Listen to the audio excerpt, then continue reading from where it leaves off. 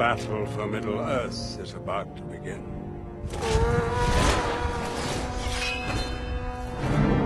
So it begins.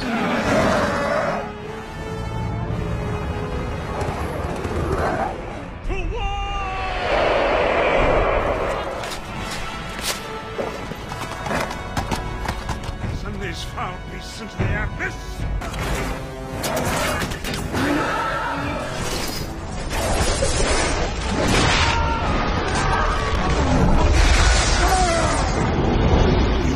It's my power.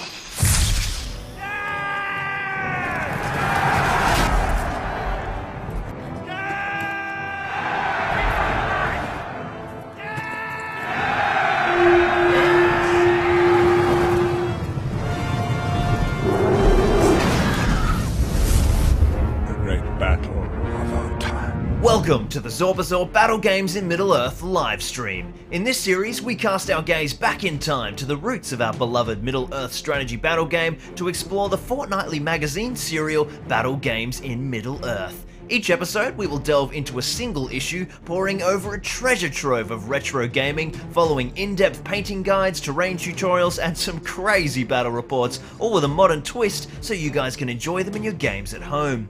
With each installment, we'll also focus on a release of models that accompanied the magazine, following their journey from painting bench to tabletop, and then at the end of every live stream, they'll be randomly assigned to one of our loyal Patreons to continue their days of gaming abroad, spreading the gospel of Zorbazorb. So, in the immortal words of the magazine itself, let battle commence.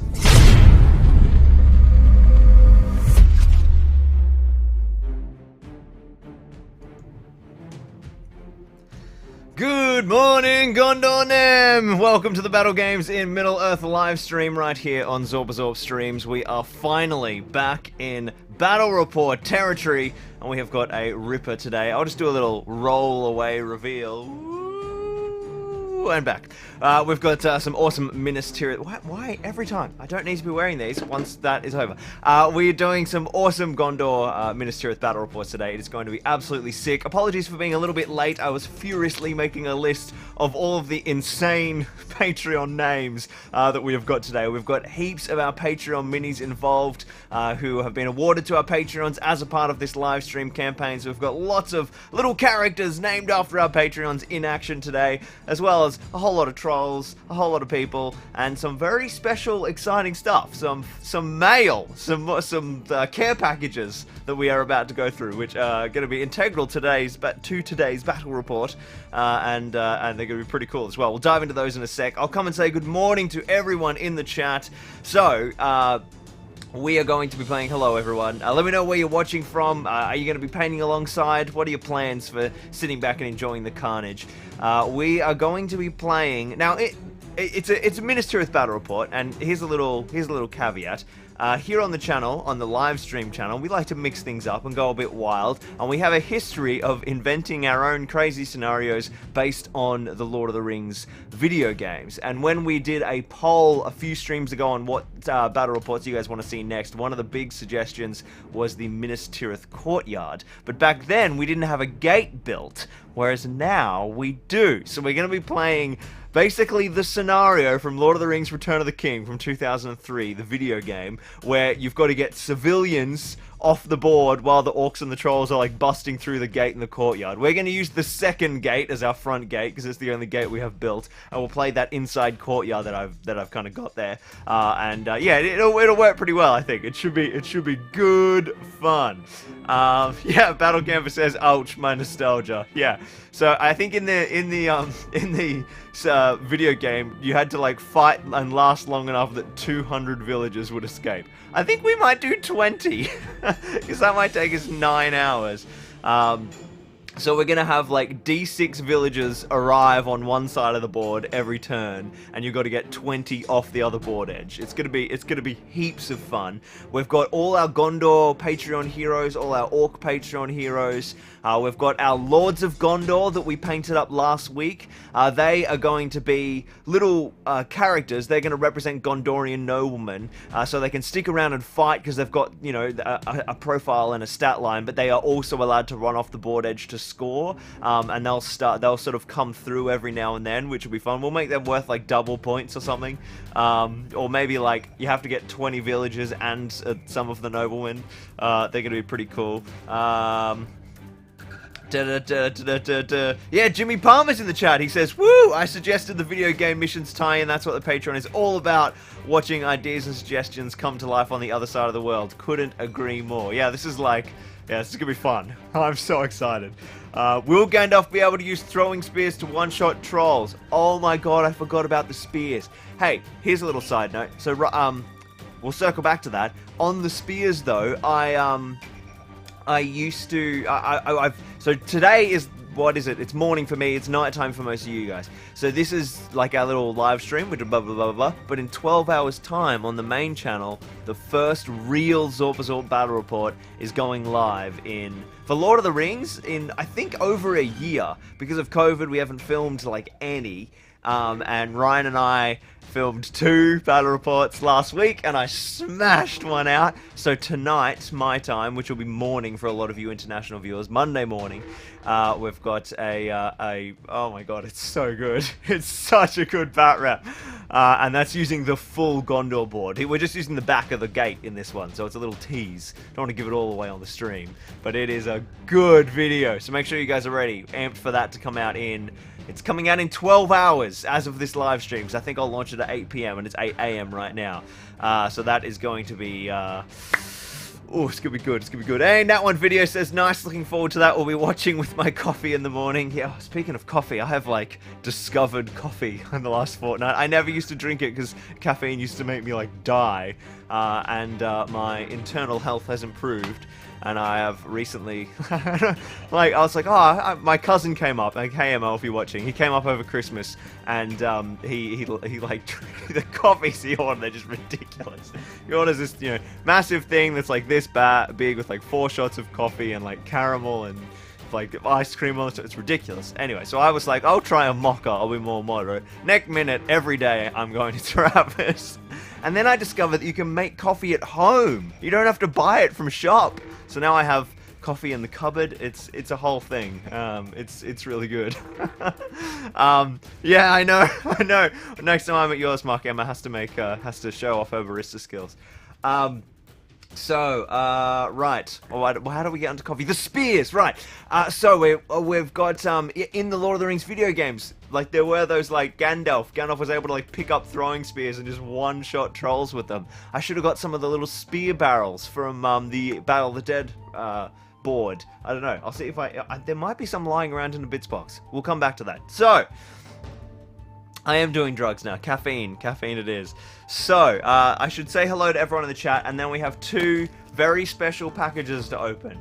This is a box from someone who is in the chat right now, Mr. Odie, all the way from over in the UK.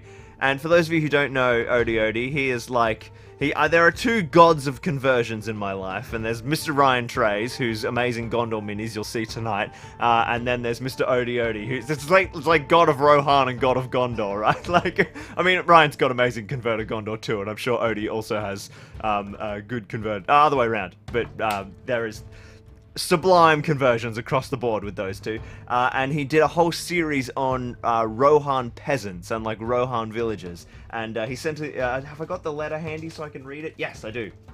I will read it in a sec. But essentially, we need some villagers for today's scenario, and Odie has delivered. So we'll open that in a sec. Then we also have something else really cool to look like, which got sent to me by Chris Winks, which is like, I'm freaking out. It's really cool. So we'll look at that as well in a sec.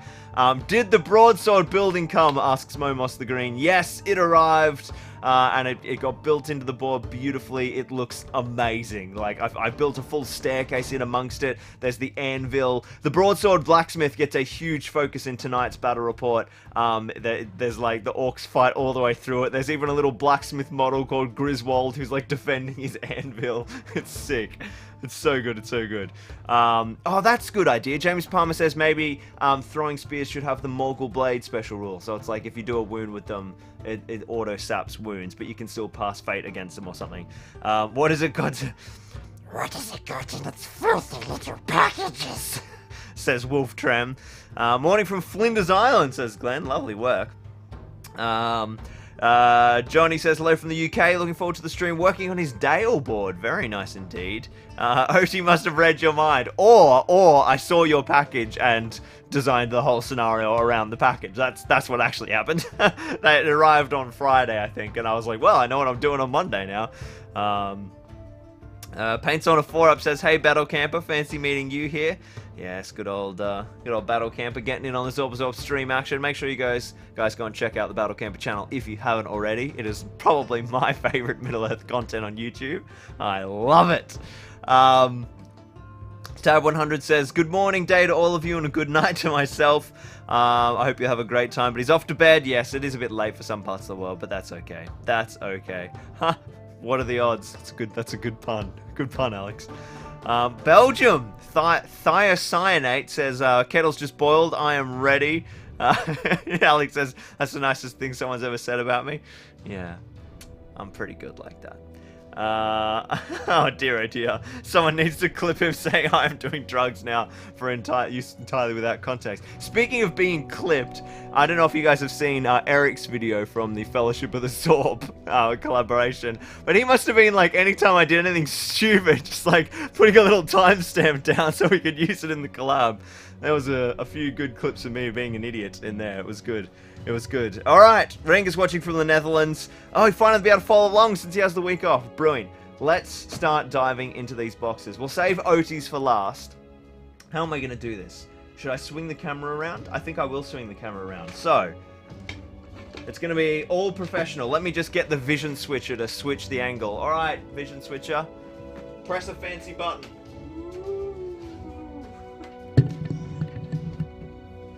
There's the mess of the workshop right there. Here's my keyboard. Get excited, guys. So, we have got... I forgot about this angle. Look at these beasts! So these arrived from Mr. Chris Winks over in the UK, I think Chrissy is. Where's this postage slip? Yes. Maybe. No, maybe not. Can't quite... UK. I think it's UK. So this is, I don't know if I should be like using gloves for these, but we're not going through Battle Games in Middle-earth today. We're going through two pretty amazing pieces of Games Workshop history. This is White Dwarf number 53. I don't know what year this would have been. I perhaps should have been wearing gloves. That's okay. Look at this, it's got reference to Dungeons and Dragons. But anyway, the reason we're looking at White Dwarf number 53, look at what is on the front of this. Minas Tirith, a scenario for Warhammer. So this is, I believe, a Warhammer fantasy replication of the Battle of the Pelennor Fields, or the Siege of Minas Tirith, using like what fantasy models were available at the time. So we'll have a look at that in a sec. And he's also said this one, the Book of Battalions. I have no idea what this is, but it looks like amazing old school Games Workshop fantasy stuff. Oh my god. Look at this. Tree Brain the Tree Man. That's clearly a Tree Beard reference. So this is like heaps of really cool old school fantasy stuff. Book of Battalions, some gorgeous art on there. Let's have a look at this Minas Tirith though. Music too loud, says Sign. I might have knocked the control. Oh yes, I did. Thank you for that. Oh, also, microphone not near my face. That helps too. So, let's have a look at this.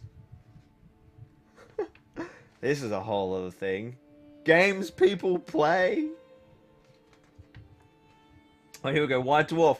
The famous siege from Minas Tirith. It's on page 12 after an introduction to role-playing. How out of place that feels. Here we go. Look at this. They got a beautiful little Pelennor Fields map. Oh, they've made a Grond. Look. They made a Grond battering ram. Bring up the wolf's head. Oh my god. The Battle for the Pelennor Fields Warhammer Mega Scenario from J.R.R. Tolkien's Lord of the Rings by Joe Deaver. So, or Dava. What we should do one day is absolutely recreate this. Look, they've got all the Gondor armor, like army lists. They've created complete custom units here, and they'll be using like Warhammer Fantasy models to represent them. They've got profiles for all of them with like movement skill, weapon skill, ballistic skill, strength and toughness, wounds, initiative. This is super cool. Someone's messaging me. I always get worried when I get messaged on the stream. Oh, I did skill. It's like, nothing's working. It's Odie's wife. She's ratting you out, Odie. Yeah, very cool. Very cool. So we've got like a full profile spread. So I reckon one day we have got to do this. We have got to do like a full-on recreation using the Warhammer Fantasy models. That is super cool. There's recommendations for the Army of Gondor. So this is going to be just a little tease. And oh my god, there's like so much cool stuff to dive into here. That's just like, you know, but back when, before GW was Warhammer, really. You know, it was all crazy stuff back then. Alright, I could spend ages reading that. So, that's surprise number one. Now we've got this bad boy. This is, now there's two things in here. Also, probably the most intensely packed package I've ever received. Thrud the Barbarian. Which one do we want? Alright, so that's the second one. So this is a note from Odie. It says, Dear Lockie, I'm really enjoying the oh my god, I can speak. Tubatown build so far. I often think wargamers concentrate on the warriors, monsters, and war machines, the cool stuff, neglecting the everyday people of our little worlds. I had a lot of fun converting my Rohirrim civilians for Helm's Deep, so I thought some Gondor versions would be useful for Tubatown. They sure would, Odie. Serving perhaps as custom objectives, or maybe mobile scenery, or maybe custom battle report participants. I've given them a battle company as roster as well, just for giggles. So I don't think we'll use this today, because they're going to be like respawning villagers, civilians, peasants. But this is like a the Tubatown Residents Association. This is a battle report, a battle company's roster with names for all of them. So at some point we'll definitely have to have a scenario where like civilians are fighting off something in the city streets. We could get out some of the Gondor houses from Knights of Dice. Or fight through some of the buildings from Tubatown, and have like, you know, these poor civilians get like trapped in a building fighting off some orcs or something. That should be sick. Let's have a look at who is joining us in the battle report today, and then we can throw these guys on the board, and it is time to start rolling some dice. This is about the 14th layer of packaging. You guys should have seen it before it arrived, or when it arrived. Oh my goodness, quality UK elastic bands. Let's see who we've got. J-Max says, so excited to see the board. Yeah, it looks pretty sweet. Oh my goodness, alright. Look at these guys! Let's get it on 35 mil so you guys can see a nice close-up. Let me get my live camera action work going. There's a puppy dog! That's the first thing I've noticed. They're all named too. This is Grund! Grund, the little puppy dog. We got to try and save Grund. We got to get him out of the city. And then we've got Melk Gwarth. Of course they're all named because they've got the battle company's roster as well. So now we get to play the fun game of guessing the model components. And Odie can tell us how we're doing in the chat. I'm thinking Dale, a warrior of Dale, maybe, with custom head, obviously, maybe. I don't think the head is SPG. I think the head might be Victrix or Wargames Atlantic, maybe. That is sick. It's like some kind of wealthy aristocrat, a merchant, perhaps. That's amazing. Who have we got here? Oh, this is sick. It's like a peasant who's like grabbed some war gear in the middle of the fighting. That is so cool. This guy's name is Bara. What parts is this? I think that might actually be an orc for the body. That's very cool. He's like a simple peasant in a bit of a tunic.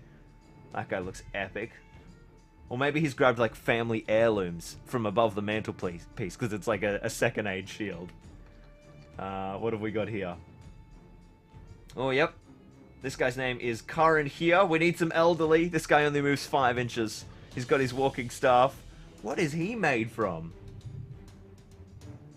Oh, here we go. I'm getting the live feed. Warrior Dale with a Corsair head. That's what that one is. It is a Corsair head. Very nice. Mordor Orc with Theoden head.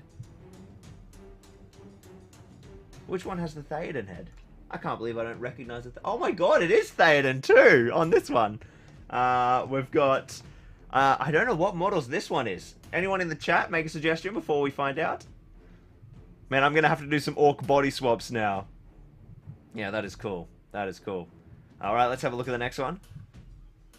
We've got Idra. So, Idra. There's lots of famous characters named Idra. That is, I think, that's Haradrim. That's a Haradrim peasant carrying... Is that meant to be a baby? I think it's meant to be a baby. It looks just like, in fact, that might be modeled from the scene. There's a shot of a woman, like, running through carrying a baby. That is amazing. Or do you reckon, oh, it's a high elf. It's a high elf. Yeah, you're right. High elf torso with that legs and loincloth. And then Haradrim head. Very cool. Very cool. What do we got here? Oh, this poor peasant's grabbed a club. Oh, I know that body. Oh, I know that. What is that? That's a wood elf. Wood elf body. There we go. Oh, this is so fun. Yeah, that's one of the wood elf bodies. That is cool. What's his name? His name is Sardor Tark. Tark being the orc slang for man, of course. And I don't know what the head... It could be another Corsair head there. Or, yeah, Orc Archer's quiver for a baby. So good. So good. And... Oh, wow. Oh, no, that's a Warrior of the Dead. This is phenomenal. So this is a Warrior of the Dead clutching an infant. This is next level. That is so cool. Alright, so we have... Our 1, 2, 3, 4, 5, 6, I can count. We've got 7 peasants today. And we're going to be seeing these guys feature multiple times because we need to get 20 of them off the board. That is amazing. Well done to Odie for some incredible work. Make sure you guys... I should have updated the description, actually. I will throw a description update linking Odie's other work to his page. Look at these beasts. They're so cool. The civilians of Gondor. Oh, here we go. We've got updates. So, the old crone is made from Grimer legs with a Mordor orc torso and head. Oh, right. Grimer. I can read. Grimer. That's this one here. And then we've got... yeah, they made it. They made it in one piece. They made it in beautiful. I mean, they were very well packed. Nothing was ever going to happen to them. Peasant warrior's illegitimate child. That's amazing. The peasant warrior's illegitimate child is made from an old wood elf.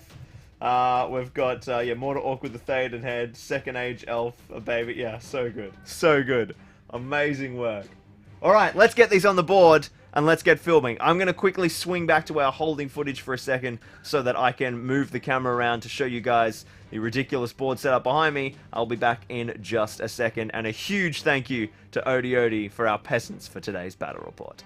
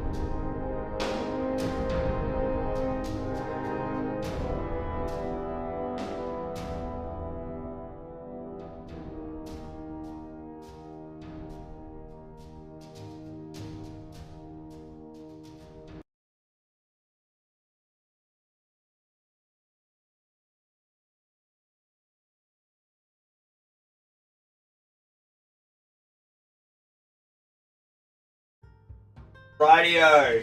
Here we are back. There we go. Helps if I turn the microphone on. This is our setup for today. The Courtyard of Minas Tirith. As you can see, we have a pretty fierce opposition bursting through the gate with 3 Mordor trolls. We'll make one of them a chieftain as well. And we have a whole collection of amazing friends joining us for today's Bat Rap. It's like the who's who of Zorpazorp Patreons. Almost, there's a good number of them, as well as community contributions as well. So we'll go through our participants.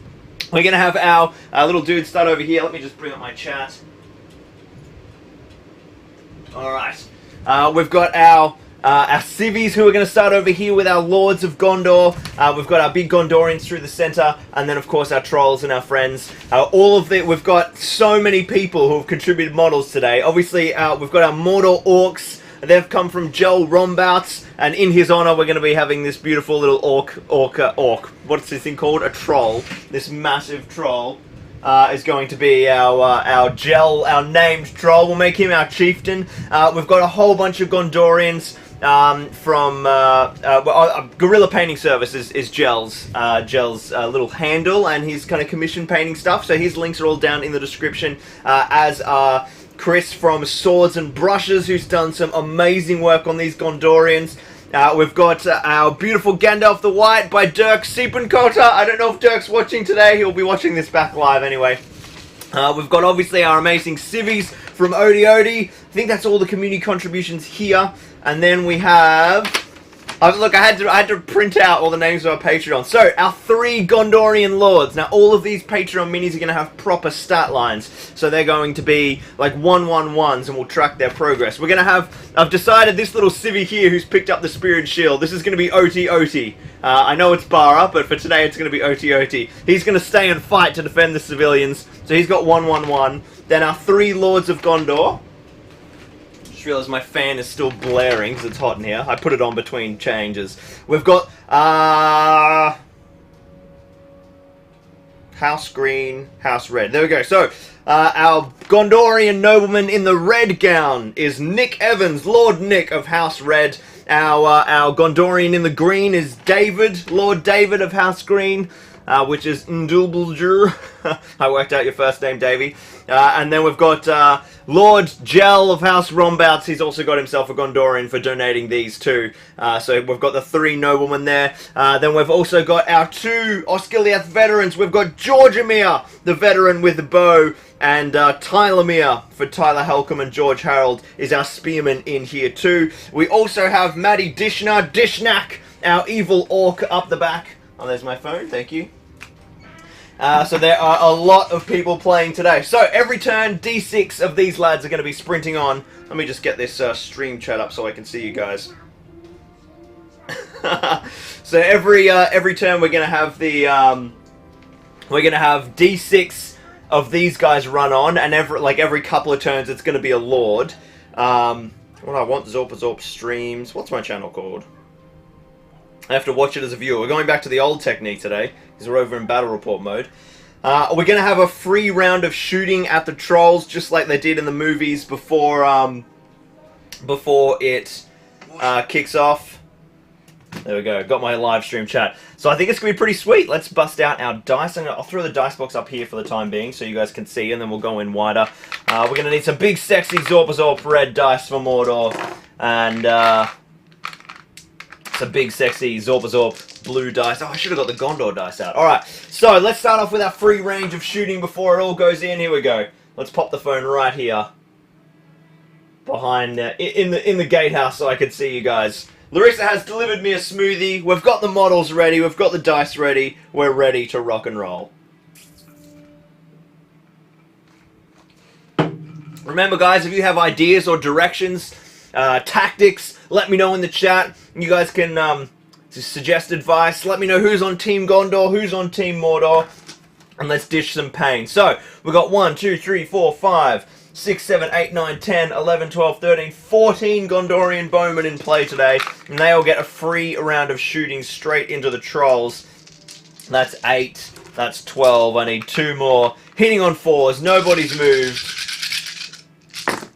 Oh man, they're rattled. They're rattled. It's not a strong start. Oh, that's alright. It's about even. It's about even. It's exactly even. Lots of Zorbazorb 6s though. So, strength 2 bows, defense 7 trolls. That is 6s by 4s. 1 Zorbazorb 6 on the front troll. We need to turn that into a 4 to deal a wound. And it's another Zorbazorb 6. Look at these beautiful dice available at zorbazorb.com. That is 1 wound on the front troll. Should I be writing all of this down? Yes.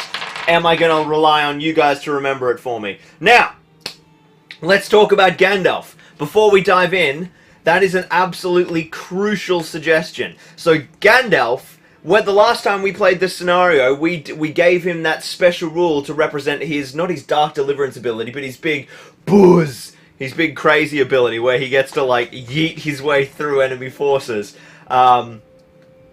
Yeah, it's the one where he like blasts them all. So we'll have to see how bad things go. If we need to add some Gandalf special rules, we will. Right, let's dive into priority. Oh, the orcs, Mordor order has priority, so we don't have to worry about anything. The trolls are just going in hard here. We've got Imrahil here, we've got a captain here, and we've got just like a gnarly amount of dudes. We're just gonna we'll keep a tight formation so that we can't get trapped. We don't want the... Oh, yeah, and if we can pin Imrahil in place. Alright. We'll send our orcs this way. And get a charge on Imrahil. So Imrahil has been charged. So Forces of Gondor start thinking about potentially calling a heroic combat there, I think. We basically just want to set up a line so that no one can run around and eviscerate the trolls from the rear. That's as many orcs as we've got on the board. How many orcs have I got? 4, 8, 12. So there's 12 orcs plus our hero. And these guys will be respawning, and I'll add more if need be. These guys can't get in, yes. Plus the charge up. Yeah, that was the one I was meaning, KS, like once per game. If he kills 3 enemies in 4 rounds, he goes in rampage mode. Yeah, perfect mode. Perfect mode is absolutely... perfect mode is savage. We gotta have perfect mode.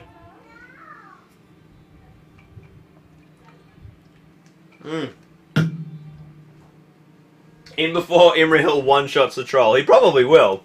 He's pretty solid. If he heroic combats into the troll, though, he won't be able to heroic strike. So, let's do the Gondor movement. We're just gonna, piling in, making sure we've got these spear supports. The captain has been engaged. So this is a chance for us here. We'll push in. We'll stack these attacks on the troll. Oh, I forgot the orc banner. Where's the orc banner? We'll say the Troll Chieftain is a 12-inch banner. We've got banners galore on the evil side. So, we've got... where is my... I don't know where my orc banner's gone. Maybe he's in the glass cabinet. I meant to have a banner.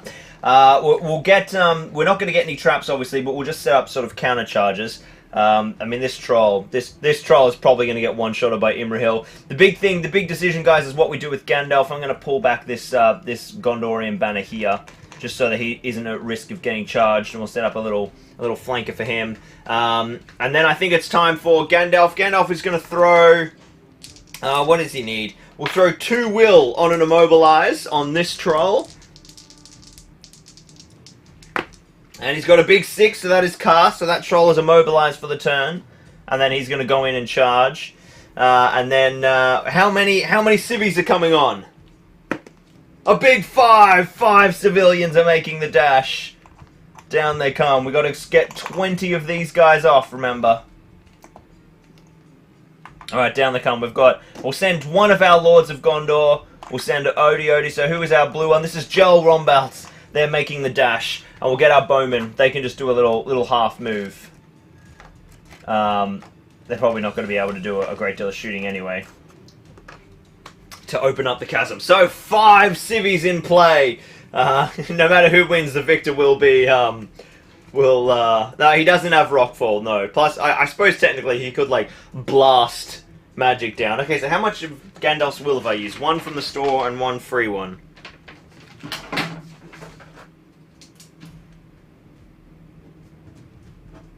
Alright, actually writing down. There's so many heroes, I'm going to have to write stuff down. So that is, there's no shooting this turn. We're straight into combat. So guys, do we call a heroic combat with Imrahil?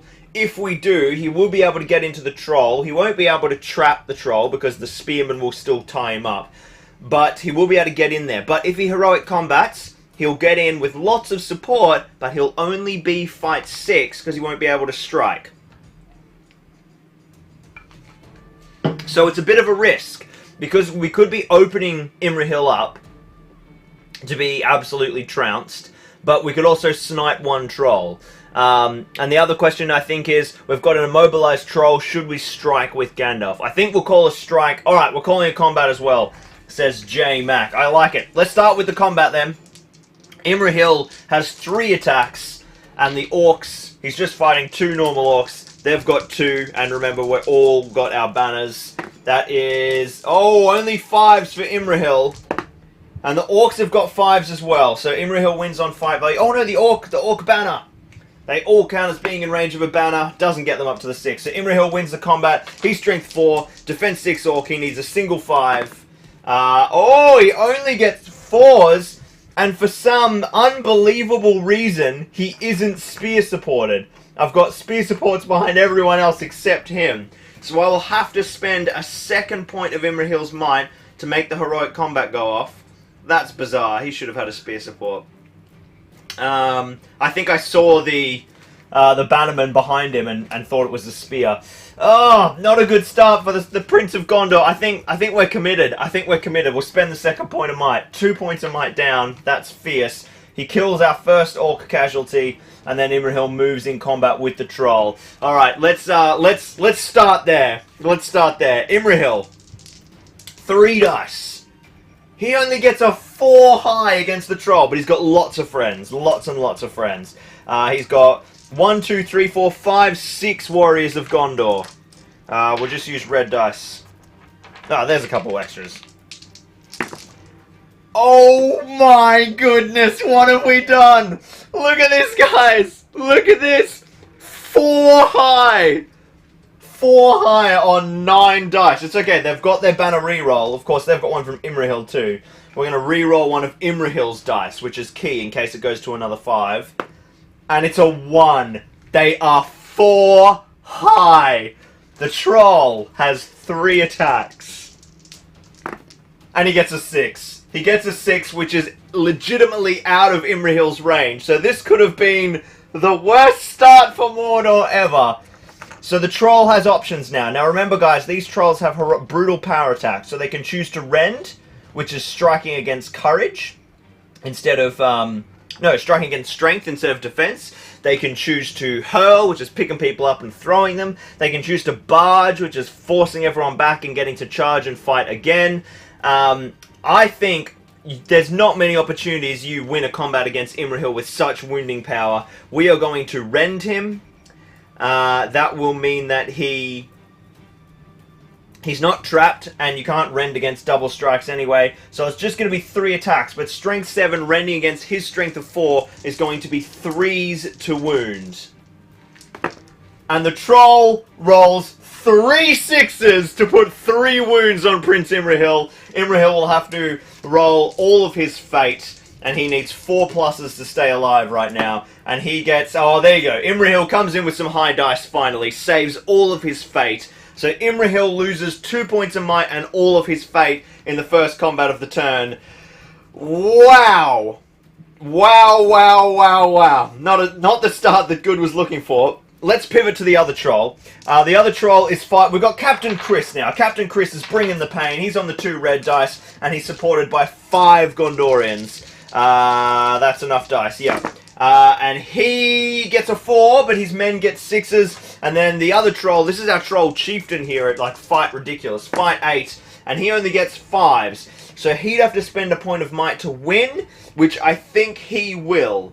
We're going to go hard with the trolls. So that is the troll chieftain's... oh, actually, this isn't the troll chieftain. Joel Rombouts is our troll chieftain. So no, the good forces have won that. So 1 troll gets pushed back. Oh, actually, the banner. The banner for the troll. If the troll can banner to a 6, No, he doesn't. So, we are looking for... we've got 6 attacks there. We've got Strength 4 from the Troll and Defense 7, so he'll need 6s. Everyone else at Strength 3, Defense 7 will need 6s by 4s? Or I think 3 on 7 is actually still 6s. We'll see how many 6s we get. No wounds, and Captain Chris gets absolutely nowhere near him, so no ability to might there. But they hold the line. They hold the line, which is all Gondor has to do. All Gondor has to... Looks bleak, but good are yet to reveal their deadliest servant. Dog.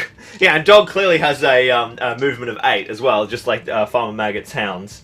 Alright, now the big one. Gandalf is striking up. He is fight 5, the Troll is fight 8, the Troll Chieftain. And Gandalf strikes up by a whopping fail charge game 6 to get to fight 10. Gandalf has 3 attacks on the charge with Shadowfax, and he gets a big 6. Gandalf says, hey guys, this is how you do it. Troll's backing away. Glamdring, Strength 5. I think the Troll Chief is Defense... It does matter, actually, because if he is Defense 8, it will be 6s to wound. Let me grab my book. Which is, of course, buried behind the board. Here we go. So Gandalf, he goes to Strength 5 with Glamdring, and we need to look up our Troll stats. Where's Mordor? Troll. Here we go, captains. We want the Troll Chieftain, who... Oh, actually, he's not in Mordor, he's under the Angmar bit. Troll Chief. Defense 8, so Gandalf will still need 6s. But he won't need worse. Well, 1 out of the box. Oh, no wounds for Gandalf. 1s, and 2s. Bad luck there. He was in combat with other models, though, which I sort of forgot about. He's being supported by 5 Gondorians. Gandalf did all the work, so I absolutely got used to Gandalf dishing the pain. Bad luck, Dirk Gelf. Let's see what the Warriors of Gondor can do. They have managed no wounds either, so no wounds on that Troll. We bumped back 2 Trolls, but... Geez, well, I suppose we bumped them all back. We just spent a lot of resources. Let's jump into priority. Oh no, we got some warrior fights too. We got Gondorians and Orcs up the back. The Orcs have got it. And they don't make a kill, so they just back away. And the exact same thing again. This is on the left flank. The Orcs get... Oh, banner. The Orcs get it again. No kills. And then it is... 1 on 4 and 2 on 1 going against the Orcs this time. This Orc has been far too brave. Oh, far too brave, and he gets a big 6. That is one of our that's the model we're giving away today, actually. I shouldn't have charged him into 4. That's bad form. And he gets a big 5 as well, slicing up a Gondorian. Strong effort. We've got a 2 on 1 as the final fight. This is Georgiamir coming in strong here. Georgiamir rolls a big 1. He needs the banner. He needs the banner, love. He banners up to a 5 to take the fight. He has got a 2-hander, but he... that's a good point, actually. He's got a 2-hander. We'll let him use 1-hander because we didn't declare. And he is going for the big wound. No wounds. They back away. So the Orcs have done alright. Let's do priority. It goes to good. How many civvies are coming onto the field? Another 4. That is strong. We'll bring on Dog now. So they'll make their move. These guys will make their move. Our civvies from last turn. And now... What do we do here? I don't think we call any heroic moves. Dirk! Dirk's come in! Hey, Dirk, look, your Gandalf's here. It's Dirk Delf. Let's start with... Right, what are we doing with Gandalf? That's the real question.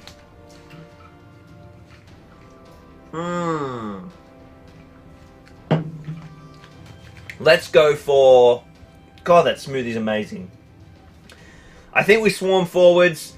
These guys will just charge and re-engage. Imrahil this time gets a heroic strike, so let's make sure we take advantage of that. So he's going to charge in. And we just... basically, we could almost just tie up this one troll with, like, one model. And then... or two model. No, one model. There we go. He's got one guy supported fighting him. So they're just going to die, and that's okay. And then we just set up an absolute kill squad on the other trolls. So Imrahil's on one, Gandalf and our friends are on the other. We've got Captain Chris from Swords and Brushes being supported by, I think it's Tylemere. Gandalf's going in. Gandalf's going to throw another Immobilize because we don't want to expose him to any risk at all. We'll spend another will. Oh, good thing I spent the will as well. So that is successfully cast. Although the troll has 1 point of will. Do trolls have resistance to magic? No. I think we'll spend Troll Chieftain's will now. Buzz, big 5. Oh yeah, of course. The trolls have terror, so we do need to be taking tests for that. We'll do that in a sec. The troll successfully resists the magic, so the troll's point of might is gone. Let's do our courage checks. I'm so used to playing with bodyguard models after the bat rep with all our Dol Amroth. Let's do our charging models. We've got the Gondorian on the left there. He makes it. The Gondorian in the center. He balks. So one guy isn't going to be able to fit in. So we have lost someone on Gel Rombouts. Captain Chris will show him how it's done. Yes, he does with that bonus courage. Remember, they've all got +1 courage. We've got the scary guys. Ooh, that changes things. So our brave Gondorian didn't make it to pin the troll. So I'll have to send another orc, another warrior into him now, which peels one off from Imrahil's combat. Imrahil loves it. The guy next to him loves it. So they're all in. We will tie up these guys again. Let's get these bowmen in the fight because they're not really doing a great deal. We'll set these fights up. We'll throw a bowman in to tie this guy up. The bannerman isn't going in. We'll just pull him around the back. Courage check for the troll. Loves it. Courage check for the troll. Loves it. Jeez, we're rolling well on courage, Gondor. And then we can just pile in all these spears. And we'll just move these guys sort of around here as like a secondary staging area. I think that's everyone charged and everyone made. They're which units played? Yeah, there's definitely like a supporting apps. Is there a mix of yeah, there is a mix of Mordor orcs and two-handers, but Dead Rabbit, we've got a Mordor Urukai as well. So that model there, this is one of our Patreon minis. That is two-handed orc is, I think that's Dishnak. That's Matty Dishner's orc, isn't it? Yeah. So this is strength 4 with a two-hander. It's got a sword as well.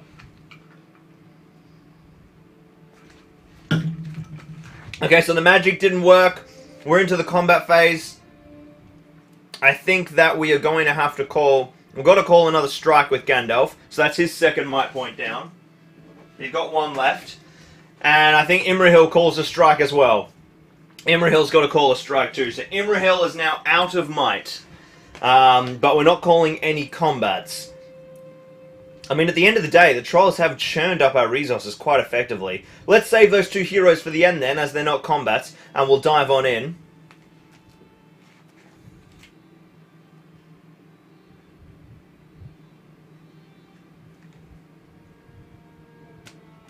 Just making sure. Anytime I get a message on stream, I'm like, oh, the camera's died. Okay, so we've got two on two up the back here. All bannered. There's just banners everywhere.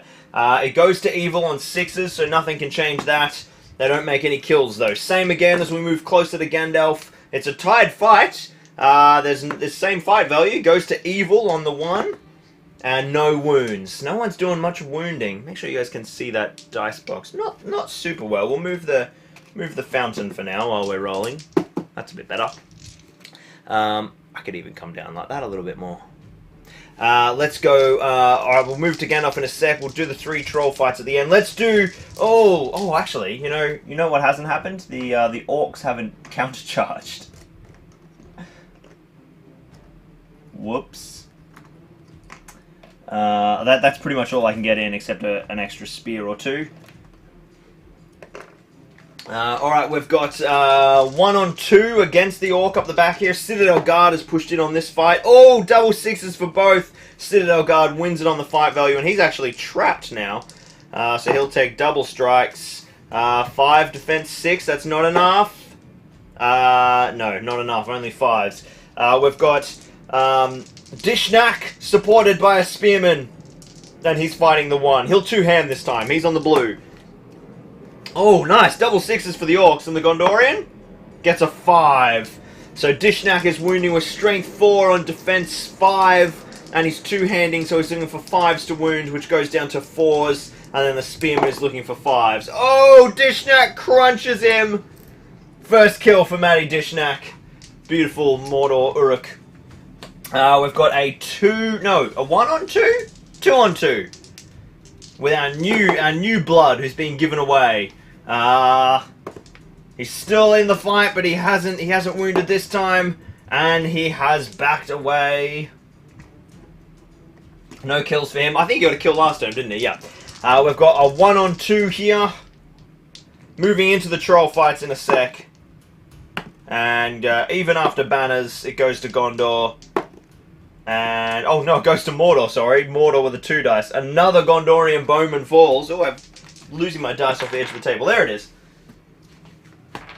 So, a mix of results. We've got another 2 Gondorians, but the Orcs were mostly held in place. And now it is troll time. Let's start with our troll fight in the middle. This is just 1 troll fighting 2 warriors. He's got big 6s and he wins on fight value. Now, I think he's not going to be able to achieve a great deal by hurling. And I tell you what he's going to do. He's going to do this. He is going to barge.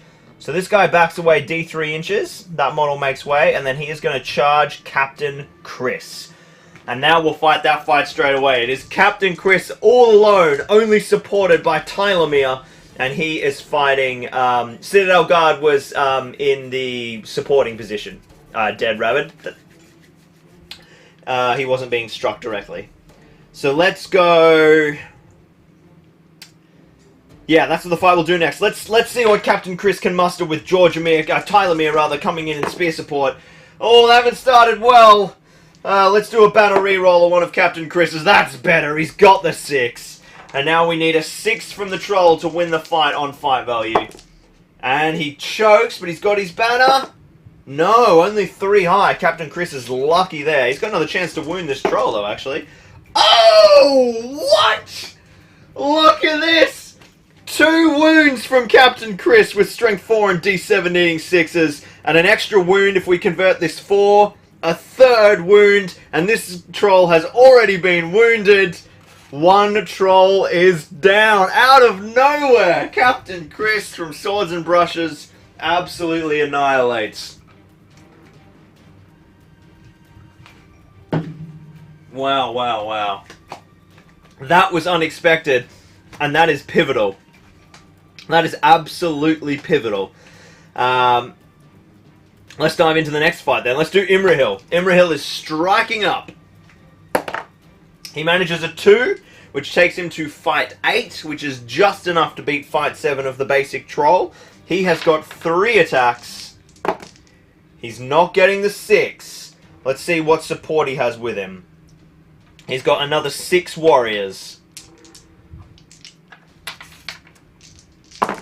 They manage the 6. Okay, so he wins on fight value. Let's start with the warriors. Strength 3, defense 7, needing 6s. I should check. Is it 5? 5 on 7 is 5s. 4 on 7 and 3 on 7 is 6. Yeah, okay. So that's 1 wound. 1 wound from the infantry. And then Imrahil has 2 strikes to make. At strength 4 on D7. Still only needing 6s. No wounds. Alright, a cheeky wound on this troll. Jeez, Gondor are replying quite well here. And now Gandalf's fight. The troll is not immobilized. So let's see how much his heroic strike comes into. He's strength... Oh, they're tied. Fight 5 plus 3. They are now both fight 8. Let's set the tone with the troll. Oh, he's strong this turn. Big 6s for the troll. Gandalf's got 3 attacks on the charge. He gets a 6. So it is down to a 50-50. Now, is Glamdring an elven weapon? I'm pretty sure Glamdring's elven made. Which means that it will go to evil on a 1 and a 2. Where the hell is Minas Tirith? Here we go. Gandalf the White. Glamdring is an elven-made hand-and-a-half sword. So on a 1 or a 2 it goes to evil. On a 3, 4, 5, 6 it goes to Gandalf. It's a 5. It goes to Gandalf. Gandalf pushes him back. He's got 3 attacks at strength 5. He gets 1/6. That is 1 wound on this troll. So they have now both taken a wound. And actually, there's only 2 extra warriors in combat with him because the other ones had a failed courage test and they don't manage any wounds. So a phenomenal turn for the forces of good. A total of 6 wounds being dealt across the 3 trolls. One of them in overkill. And now it is priority. It's a big 4. It's a big 4 for Mordor. Evil can't really be affording to spend might points on heroic moves, I don't think. We're so sapped. With Imrahil out. Gandalf only got 1 remaining, need to save for traps. I think it's the same for... I think we should probably be saving Chris's might.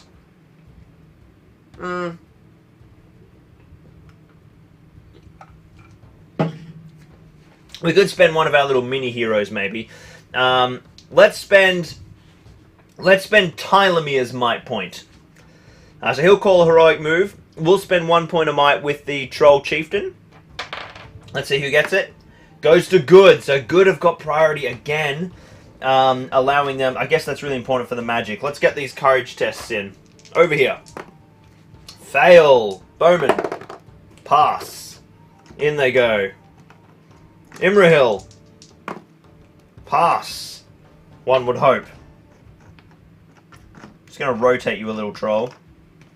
So your beautiful decorated thing is getting a bit annoying.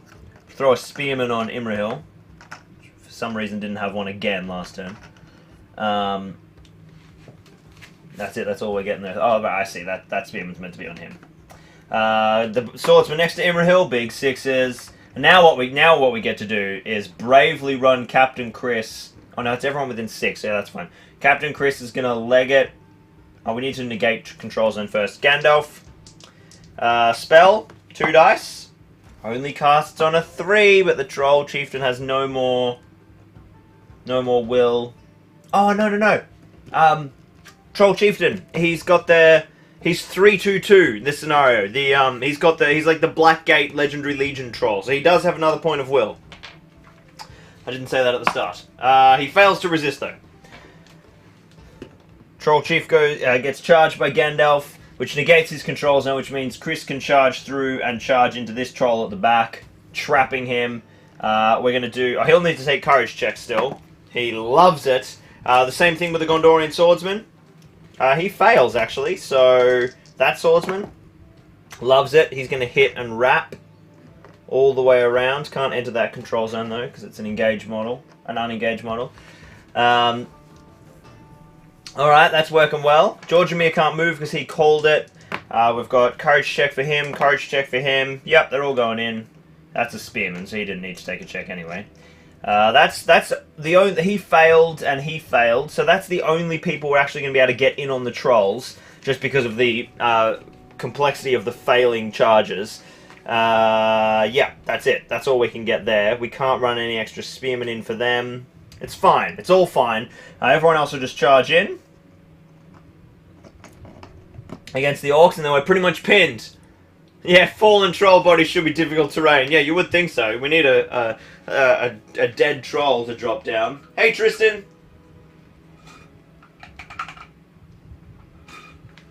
Thanks, Oscar. Cheers for joining in, dude. Glad you like the terrain. Let's... What are we going to do here? There's no shooting. Oh, first of all, So now it would go back to normal orc movement, and we need to pile on their reinforcements. They're going to make some charges. We're going to pick off Captain Chris. We're going to go hard on Captain Chris here. No, we'll mess up this guy. Where are they? Where's my tray of orcs? Alright, orkies. So, I didn't bother doing their reinforcements for the last 2 turns because, well, I didn't have anywhere to put them. So I'll just do them all now. So this is the... They didn't get any on the first turn, from second turn onwards, so it's 2d6. They get 8 orcs. Plenty of orcs. Basically, they have infinite.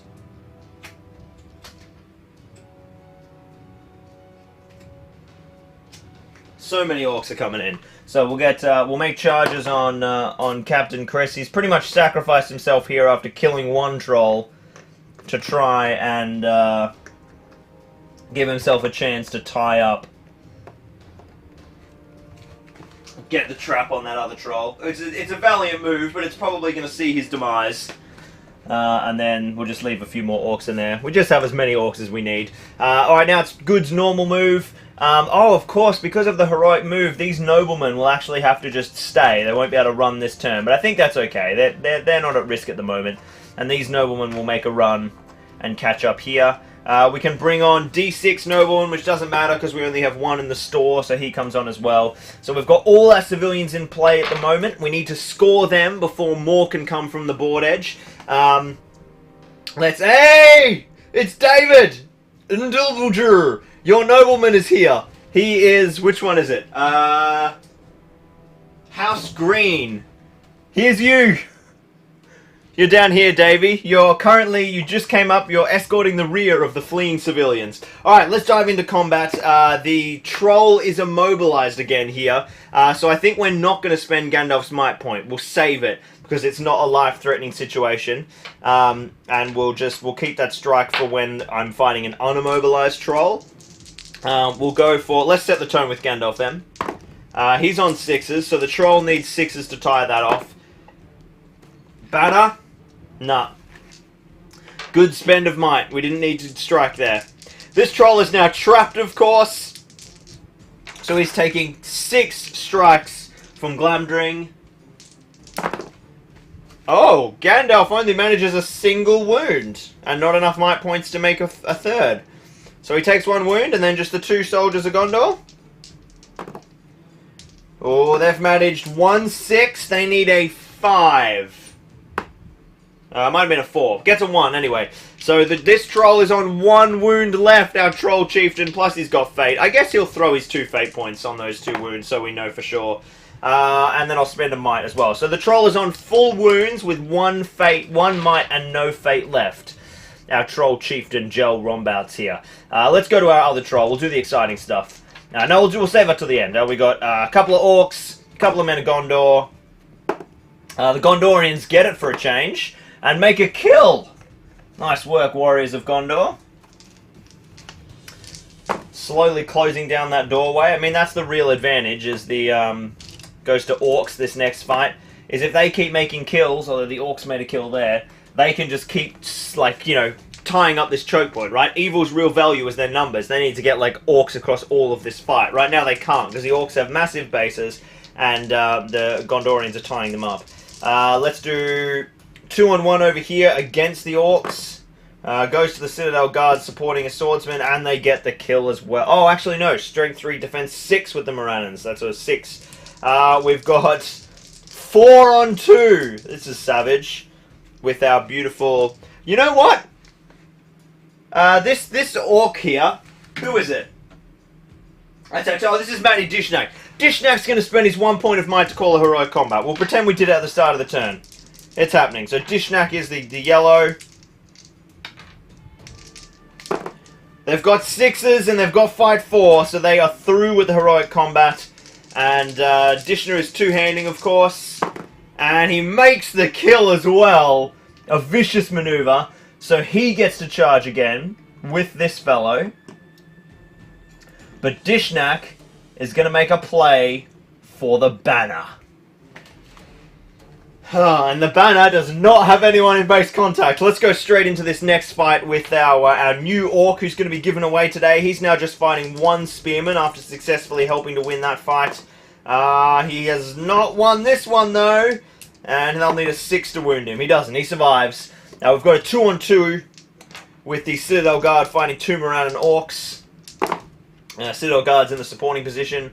And it's enough. He banners up to a 5 unless orcs get to a 6. No. Citadel Guard takes it on fight value, thrusting over his mate's shoulder, but doesn't make any wounds. Now we've got Matty Dishner versus the Bannerman. I think we're both going to fight at -1 because I want that wounding potential. Oh, it's a big 6, which goes down to a 5 for the Gondorians. Come on, Dishnak. And he only manages a 4. He's already spent his might point. So the Banner now gets a chance to wound him. He doesn't wound him. It was worth it. Worth the risk to try and get rid of that Banner in an exposed position. The only fight left...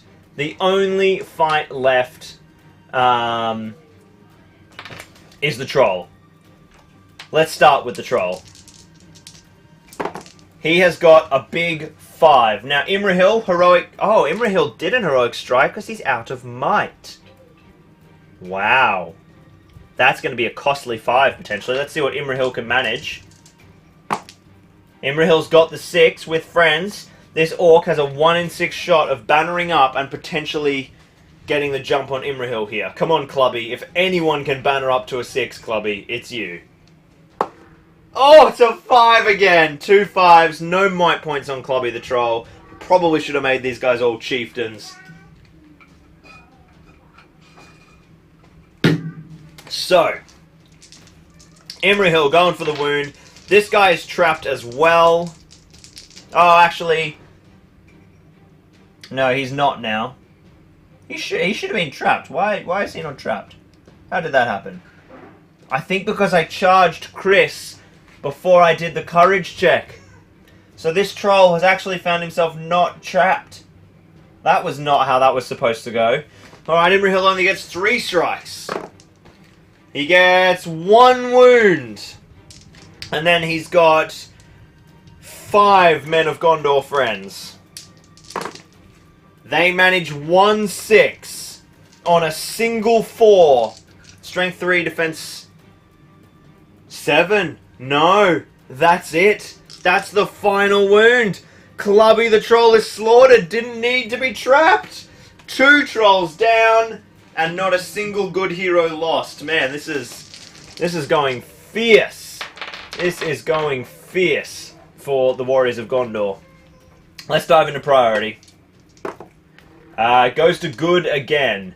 I think that evil has got to... Oh, actually, we did have one more fight. Captain Chris ran himself into the back and got charged. So we need to finish that off. It goes to... Oh, goodness me. Evil of 1 handsomely. And Captain Chris would have been trapped as well. So 2 strikes on Captain Chris. Is his sacrifice going to cost him? Not with wounding rolls like that. So good got priority. The Troll will call. We'll spend another might point. Tylemere is now spent. We'll spend a might point with Georgiamere. And we'll do the roll-off. Goes to good again. That is brutal.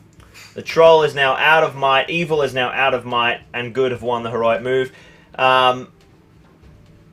He's not going to be able to call with me, or he'll have to call with me. So he's just going to move to the center. Once again, the noblemen will just have to hang around. So we'll just move them as far as I can and staying in range of the heroic move.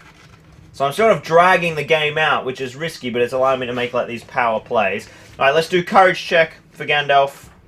Ridiculous that he needs one. In fact, even if he rolls a 3, which he just did, he still passes because he's courage 7. Let's do with the Minas Tirith bone. Oh, actually, I'm remembering the other list. When he's got the Warhorn with him. Let's see, Mr. Gandalf. I think he's courage 6 base, isn't he? Or is he courage 7 base?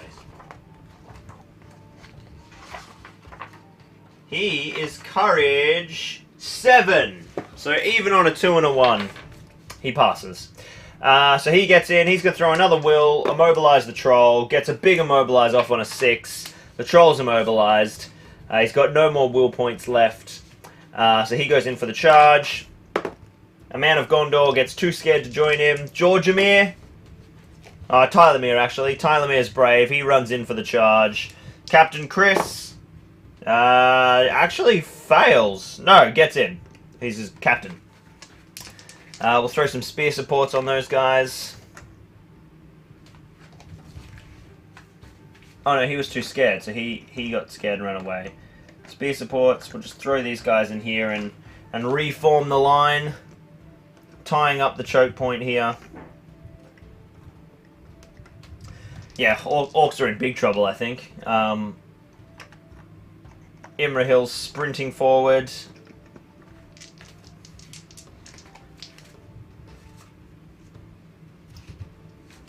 And then we'll tie up these guys here who have broken through on this flank. The only kind of real threat. We'll move the banner over here to safety. Sort of reform the line here with a second little... Oh, actually, what am I talking about? Yes, because... So we negated the Troll's heroic move, so I can just sort of... No, everyone does have to obey the bubble now. Cool. Cool. That should be good. That should be good. Orcs can't really do a whole lot, I must admit. We can make some charges in here. Oh, those guys should have fought last turn as well. 4v1. Oh, orcs get it. And the orcs kill him. So that man of Gondor should be dead. I forgot about the guys who ran through behind the trolls. Let's charge in. These guys will now be ready to make some charges. We just got to get our Morannon line in and sort of rely on them to finally do some work. And these guys would be able to charge...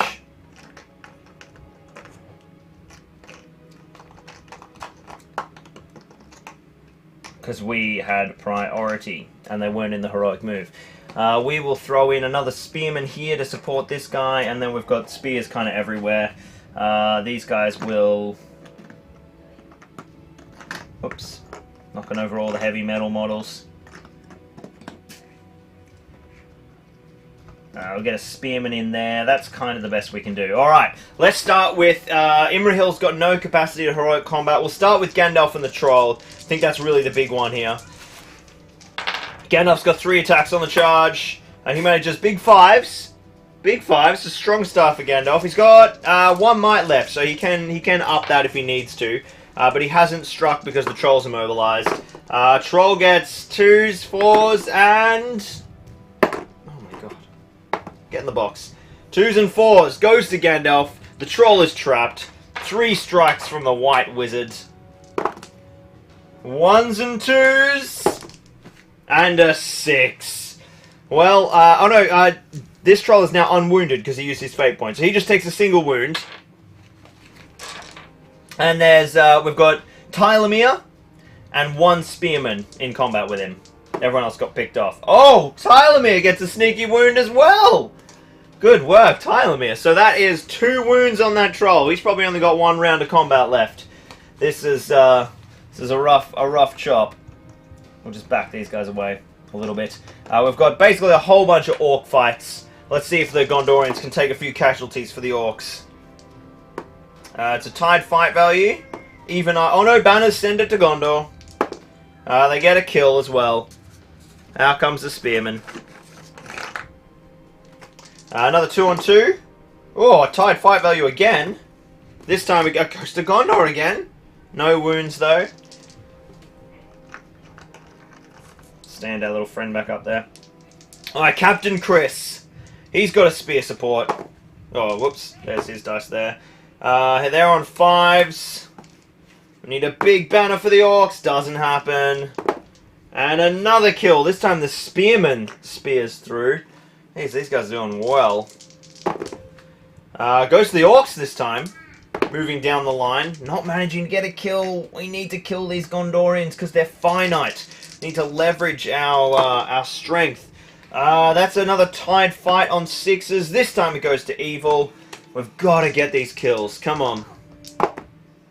Not enough. Every missed wounding roll kills us on time. These noblemen are escaping. We've got Imrahil fighting 1. He didn't have any might, so no heroic combats for him. The orc shielding only ties with him. And then Imrahil eviscerates him. Imrahil cutting deep into the enemy lines now. We've got 4 Gondorians on 1 orc. The Gondorians have managed 6s. Orcs only managed 4s. And the orc is out of there. This is not going well for Mortar. After a killer start, it is totally turned around. It is 2 on... oh, that guy should have been supported, actually. Didn't make a difference. 2 on 2. It's a tie. Not a tie. It goes to good.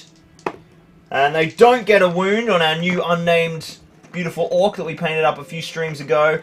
Now we've got the top performer of evil. He's going to fight. Screw it. He's an orc. He's going to... No, one-handed. Oh, he wins on a 6. This is our beautiful Dishnak. Oh, and he crushes in another Gondorian skull. That's 2 kills for him so far. He's the only performing orc right now. Up the back here, we've got 2 on 2. The orcs win it. This is better. And they kill the swordsman as well. There we go. 2 kills to end the orc turn, which makes this flank a little more fragile for Gondor. Let's do priority. It goes to evil this time. Finally. Okay. Evil's going to charge. What are we going to do? Well, the first thing we have to do is stop Gandalf from casting. We'll keep his might points for striking. The noblemen are out of range for a heroic move.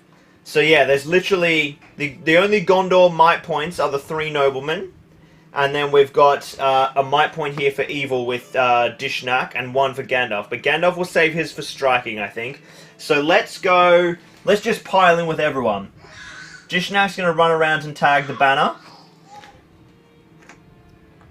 That Citadel Guard's going to get tagged here. This is it. This is the turn. He's going to charge him.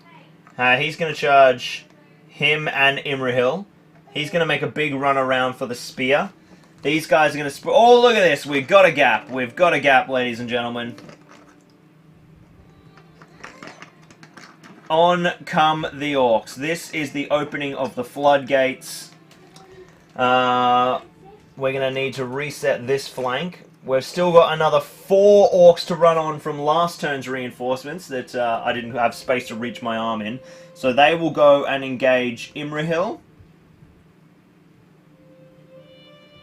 Put a spear support in there. Put a spear support on Imrahil.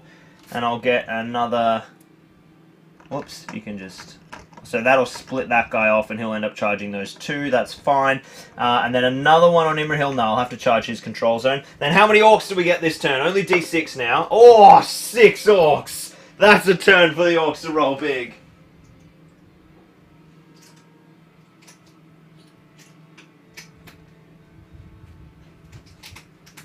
More of the amazing orcs from Gel Rombouts. And now what do we do with this troll? Do we go for Gandalf, or do we try to keep the troll alive and use him as a weapon? Oh, guys, what do we do? Gandalf, right now, Gandalf, I mean, he could just strike up to win the fight, right? Because I'm not immobilized. That's what's going to happen. And then I'm not going to get any utility out of the troll. So I think the troll is actually going to pull back and engage... Oh, no, none of this is happening. What the hell am I doing? Troll's going for Imrahil. We weakened him before. He doesn't have any might for striking. We'll try and get some orcs on Imrahil as well. We've got to manufacture a kill here. So, yeah, this can work. So if we charge Imrahil first, those guys are tied. He ties them up. He ties them up. And then we send... How many? I've got another 2 orcs. We say... Does Gandalf cause terror? I can't remember. I think he does. So then we charge Gandalf. No, he hasn't caused terror unless he casts Terrifying Aura, which he hasn't cast. So we can make a charge. So Gandalf's tied up. And now we just need to find a way to get extra spears. Unfortunately, I'm not going to be able to get any additional infantry. It's just going to be Troll versus Imrahil. But that's okay. Let's bring this camera in a little so you guys have got a nice close-up on the action now. Because we're pretty much just around this gate. Keep that box in shot there. So you can see there's Imrahil soloing off. Facing off completely alone. Whoops, I meant to run a spearman in there too. Just for that guy. And then this is just a couple of extra orcs who are just going to float around in here. So now we have one chance. Sounds like you need another wave to show up. We need another wave of trolls, mate. Well, there were 5 in the movies. We could add 2 more. Did I not mention 10 more trolls are coming, guys? So, who can call heroic combats? Nobody. Nobody. Oh, actually, Dishnak spent his might, didn't he? He called heroic combat already. So, evil literally has no might. Now it's Good's move. The warriors, the peasants, they're able to actually run away this turn, which is great. I tell you what though, one of our lords needs to stay. In fact, I think we'll send. Where's Dave? Here he is. Dave's gonna return to the fight. But obviously he's not going to be able to be scoreable. So they'll be ready for next turn.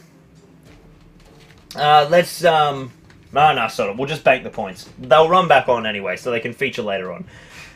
Let's do Gandalf. Gandalf is not going to call a heroic combat or anything. We'll just go across the board actually, because there'll be no combats. So let's go 2v2. Can you guys see that dice box up the corner there? Maybe I'll put it back in the middle. It is tied fight value. So let's do banners. Goes to good. It's not what we need. No wounds though. We've got 2-on-2 again.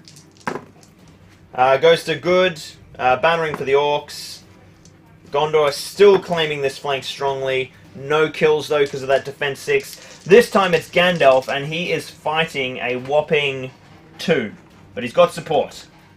So and he hasn't charged this turn, which makes things trickier. Gandalf gets it on the 6 anyway. Strength 5, so he'll need 5s. No wounds. The other 2 Gondorians, no wounds. Successfully tying up the White Rider this turn. We've got Tylemere supported. I always get those 2 brothers mixed up. Fighting 2 orcs. Oh, they've done the business. Let's see if banners can change that. No, it doesn't. Let's see if Tylemere can keep his strong wounding record. No, he can't. We've got Chris from Swords and Brushes fighting. It's Captain Chris. Captain Chris, hero of the battle report, coming in a few hours. He has got a big 4. He's got a spear support as well. And the orcs say, we'll take that fight on 6s, thank you very much. A chance to do some wounds against the mighty Captain Chris. They're happy with that. No wounds, though. What have we got here? We've got 4 Gondorians have been tied up by a single orc. And you better believe that orc ain't shielding. He dies. He pays for his tactless foolishness. But, he's an orc. We've got Imrahil's combat, which we'll do in just a sec. Let's do the 2-on-2s. Big 6s for Gondor. Bannering up. Doesn't save the orcs. And no wounds. We have got over here now a Citadel guard. Oh, actually, there were 4 in that fight. They still don't manage any wounds against the Morannon orc. We've got 2-on-2. No, 4-on-2. This time going to evil. We did get some numbers over here. And Mordor have won it. This is another chance for a kill on this flank. Down goes another warrior of Gondor. So who was that? That was this fellow. So we are thinning the Gondorian ranks now. They've taken 1, 2, 3, 4, 5, 6, 7, 8, 9 casualties. And look at all the orcs in this area. There is still hope. Look, that's the bloody nobleman. We're going to cut right through. There's a chance for Mordor here. We've got, they've all fought. No, they haven't. 2-on-1. Dear, oh dear. It goes to orcs, but there's banners in play. Oh, Gondor's bannered up to a 6. Yep, the Gondor bowman pushes him back. Doesn't kill any orcs, though. And now we've got the big fight. The Dol Amroth banner fighting at -1. He's on a 4. And then we've got the orc. He's on a 6. Striking two-handed on the orange for our beautiful Dishnak. And the Gondorian banner is finally down. That is one of the 3 Gondorian banners out of the fight. Let's dive into... Gandalf levels up and... Yeah! I like it! I like it! Checkpoint. Gandalf gains new abilities and all the trolls come back to life. Citadel Guard. Citadel Guard fighting 2 orcs. The orcs have got him. Have they got him for good, though? No, they don't. Citadel Guard manages to keep them at bay. So now we have Prince Imrahil. 1, 2, 3. Set the tone, Prince Imrahil. Let's do them one at a time. 4. It's low. Oh, big 6. Big 6. Alright, Imrahil has got the 6, but he does not have the fight value. 3 dice for the troll. It's a 2. It's another 2. This is not what we need, troll. And a 1. What are you doing, troll? Okay, we need the banner reroll to a 6. We haven't managed to do it all game. If it was going to happen at all, it needs to be this roll. It's a 3. What a wasted opportunity by the troll. Oh dear, oh dear. Alright, Imrahil gets to put 3 strikes on him.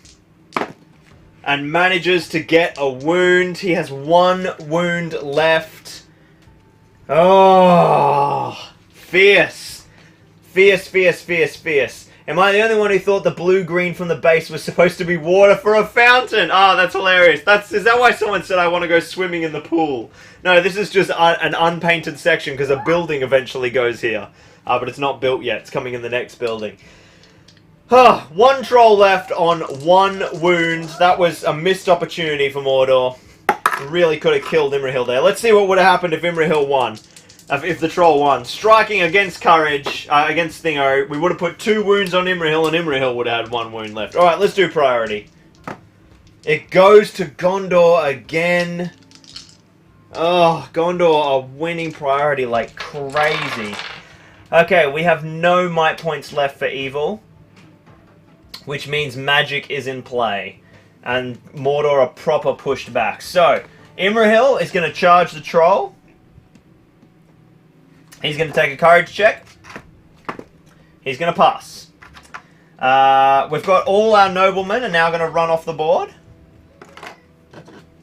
Not all our noblemen. Good have now scored 7, 10 points. They are halfway to their objective. If they can do the same thing again, they are golden. No, none will run on this turn because it's at the start of the turn you roll for that, and they were still on the board.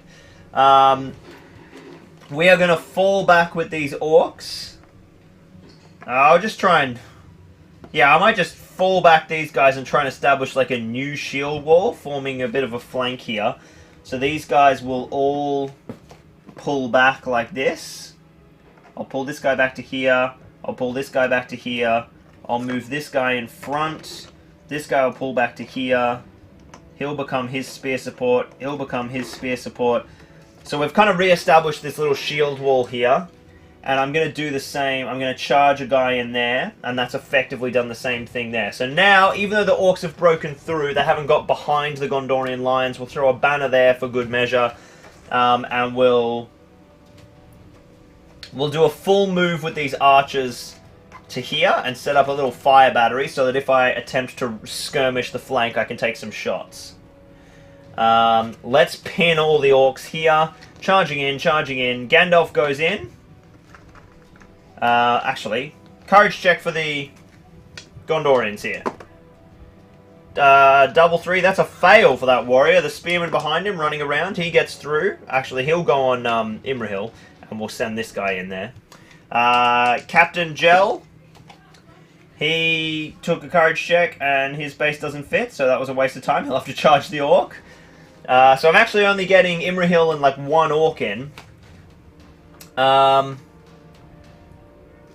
These guys will charge, and then these guys will kind of close in on that gap, and that leaves Gandalf a target. So Gandalf will throw a mobilize on the troll. He gets it. Troll's got no will, so the troll's immobilized, and in goes Gandalf. And these guys will just we'll just kind of hang about here as a little reinforcement line, I think. So things are progressing.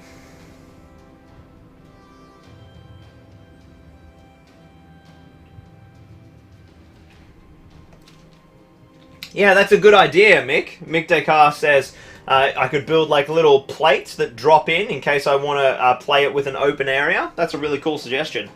Would be pretty easy, just like a thin strip of card and then roll out more modeling compound. Very, very easily to do. Thank you for watching, Oscar. Let's dive into the combat phase. No, Evil might have some movement, actually. Yeah, I've got some unengaged models. So what I'm going to do is I'm not actually going to charge the shield wall. I'm going to just pick off this one model. No, I'll have to wrap into the sit guard there. So that way I've only found myself fighting like a bunch of 2-on-1s. So they're profitable for me. Oh, and then I've got all these orcs, actually. Oh, in that case, I will be able... that's fine. That's fine. So we will just, you know, we'll just orcs be orcs, basically. Just get our spears in. Form up our own little shield wall. At least we are, you know, in the courtyard now. If the troll can hold his own, we've got an avenue to bring in more reinforcements. But unfortunately, it's not this turn, so there are people still trapped. Troll is still trapped. Let's jump into combat. The troll is damn immobilized again. We'll start there and see if he can keep himself alive. You guys see that? No. Should be able to see that. Troll! There's a better roll. Imrahil. Imrahil gets the 6. Troll is also trapped. No wounds. 2 wounds. All trolls are now slain. That is not good news for Evil. Not good news at all. Now all we have left is basically chaff. We might have to do a checkpoint with more trolls arriving, but there's no bloomin' space. Dean Paints Things is in the chat. Hey, dude. Oh yeah, this is a new troll. So this is a troll that's come from Joel Rombouts. This is where's camera? There we go. He's got like a really cool kind of greenish hue to his skin. Some really sexy sexy ironwork there as well to add to our collection of trolls. Let's jump into... so Imrahil did the work. Let's just go down the shield wall here. We've got 2-on-1. No, that spear support will have to go there. So 2-on-2. The orcs need a banner. Doesn't help them. And they don't lose anyone. We've got a much more favourable 2-on-1 for the orcs here. Oh, God, if I can get the right colour dice, we'll be laughing. Goes to... Oh, come on. What is that rubbish? It's tied fight value unless they banner. It's exactly the same, so we'll just do the banner. Goes to good. That is a disappointing moment. Oops. It's a 4. No wounds there. So that was these fights. We'll back that guy out. We'll back these guys back. We've got 1. Yeah, 2 on. Oh, I've got a 2-on-1. That's poorly optimized. Shouldn't have done it that way. 2-on-1 for Gondor. Oh, the orc wins it anyway. Doesn't get a wound. 2-on-2 goes to the orcs, even against a banner.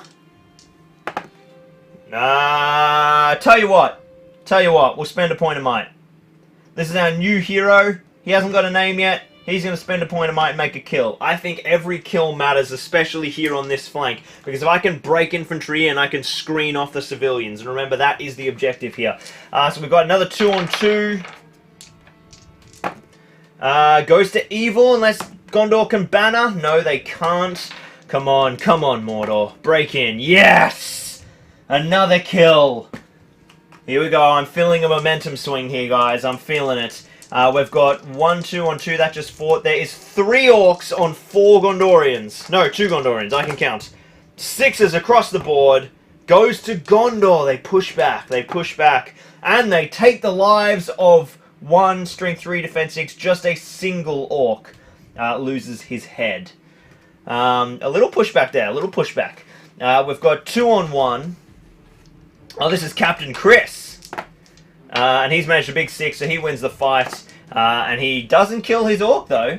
Yeah, he's got a shield, so that's a no. We've got Tylemere and a support fighting 2 orcs. It goes to the orcs. Oh no! Oh, Tylemere takes a wound! He's got a fate point though. Oh, our first Patreon mini falls.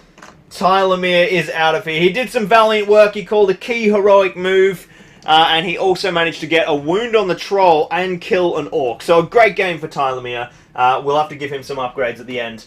He did very nicely indeed. Needs to roll more 6s to access that heroic path, of course. But doing well, doing well. This is a big swing. Look how thin the Gondorian center looks now. Yes. The trolls are gone, but there is hope. Let's do... What have we got here? We've got a 2-on-2 with 2 orcs and 2 Gondorians. Losing my dice all over the floor like I do every battle report. Goes to Gondor unless the orcs can get their banner effect. No, they can't. And Gondor gets some revenge. Oh, no, they don't. Strength 3, defense 6. These pesky Morannons.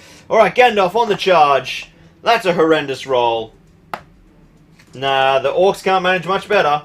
Oh, they can on a banner. Finally, I got a banner up to a 6. And Gandalf loses a fight. Alright. Now we've got a decision. Do we get rid of Shadowfax?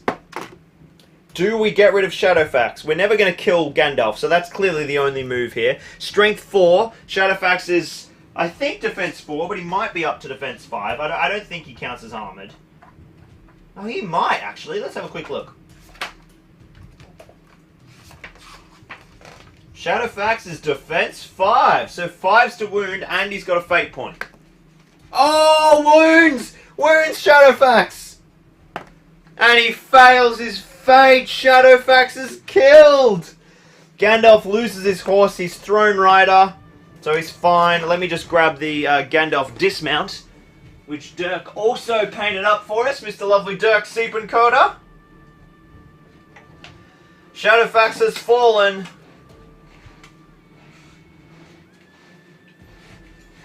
Oh, sorry, I just have to crawl under the camera to get to the mini cabinet.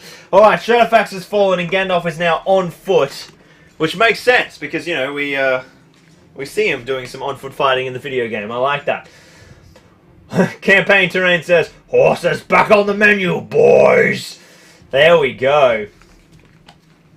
Shouldn't that give Troll noxious breath? I love the sword, not for its sharpness. But I love that which it protects. Alright, let's do a 2-on-2 here. Such a great line by Faramir. See what I mean? This was a big swinging turn for Mordor. Yes, we lost our trolls. We manage another Gondorian kill over here. But we have killed 3 Gondorians and Shadowfax, which in the context of the numbers on the board is actually a significant swing, especially with another 6 there. I'll just check the banner up. Nope. No wounds, though. But yeah, the Gondorian line is thinning. Thinning. That is the end of the combat phase. We're going to do priority. Oh, swings back to evil. So, heroic move options. Gandalf has a point of might. He doesn't need it for striking anymore. I think Gandalf's got to call a... he passed the Throne Rider, Marcus. I just did it really quickly. Roll the 5. I'm going to call a move with Gandalf to shore up this center line. Because I don't want orcs breaking through. Yeah, that's what we're going to have to do. So, everyone who's within 6, it gets Imrahil. It gets Imrahil. So the crucial thing is that if I go first, I'm going to be able to cut off this choke point. So Gandalf's going to go first. He is going to cast Sorcerous Blast on...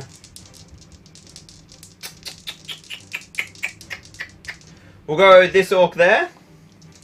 No, the orc at the back. He fails to cast it. So I think he needs... Oh, does he need 5s or 4s, Gandalf the White? Oh, he's so good. He's so good. D6 inches... 1 inch, doesn't matter. It blasts over the 2 reinforcements. But main thing is I'm trying to just get some kills here to thin that out. How about I roll on camera and not cocked dice? No wounds. No, it's not these guys. It's the guys in the middle. These gentlemen here are both knocked over, which allows Gandalf to run over their bases and finish at the back. And he is going to go suicide up the center. Everyone else is going to just thunder forward. We're going to reform the line here. Pushing back, pushing back. We need to get spear supports everywhere we can. Spear support, spear support. The Imrahil is also going to run into here. We're basically just owning the fact that we're completely choking up the gate to stop the reinforcements from being able to get through. And this guy will have to move as well because he was in range at the start. However, what it does mean is that we've basically done like a shift, and Evil now have this huge surge of models. So, oh, Gandalf couldn't use special shield spell while mounted. I like it, I like it. Yeah, they might be able to trap Gandalf, but I think he'll be alright. He's so tanky at Defense 6 with rerolling Fate. Being able to like literally choke the reinforcements in the doorway, I think, is really useful for objectives. So that's the heroic move over. Now the orcs get to have a little bit of vengeance, which is okay. So we need to get control of this back portion of the board by like just plowing through and mopping up this line. We have got numbers, but it's not like staggering numbers. So I think what we'll do is we'll charge into the banner. We'll run these guys. We don't really want to fight these bowmen. So I'm actually not going to take the bait that I set myself. I'm still going to fight in a tight formation, because if I lose numbers, all of a sudden it means nothing that these guys are here. So these guys are going to get their charge. Yeah, in fact, I'm not even going to engage that flank, because then I will be forced to fight the bowmen. So what I'll do instead is I will just map as many quality matchups as I can, getting as many in the fight as possible without allowing the bowmen to get in and charge me. So we'll go like that instead. So I've actually, instead of taking the opportunity to like run in and bait and then just getting charged off myself, I'm going to play some percentages and hopefully get a couple more kills here, and then that'll swing this flank entirely in the next turn. Let's see how many models come on for the Forces of Good. Oh, but I have actually exposed my big boy. I didn't want to do that. So I will... Sod it. He's making a play. He's going for the banner. I've moved him now. I can't be bothered resetting the formation. Hopefully he wins and kills the banner like a boss. Let's do only 2 civilians this turn. Only 2 civilians. We'll send the dog, because he's the fastest. So the civvies move 6 from the stairs, and the dog moves an additional 2 inches, because he's got 8 inches movement. Alright, so 2 civvies. 10 scored, 2 left to go. Time for bed, Lockie. Thanks for watching, Matty. Glad you enjoyed it so far. We've still got over 100 people watching. That's insane. Very cool. Let's dive into the combats then. No, let's dive into Good's normal movement. So I've got these bowmen. I think what I'm going to do is I'm not going to take the bait that I set myself again, and I'm going to use these bowmen to move to the center and shore up my center to make sure I've got escort capacity for the civilians, rather than being baited into this flank, opening a hole for civilians to get charged. Or maybe I do a bit of both. Maybe we split the difference. And then this guy, yeah, one of them can charge on the 2-hander with the spear support, and one can... Oh, that's all. No, the other guy wouldn't have been able to reach. So let's do combats. We'll start... Oh no, I've got D6 Mordor reinforcements to come in now. A big 6. Wow. Wow. Gandalf is going to pay for his boldness. We're making charges, Imrahil has positioned himself cleverly, so I can't actually get an additional base on him. And I think it's the same for Gandalf, actually. No, I can get an additional base on Gandalf. So he's having a big day at the office.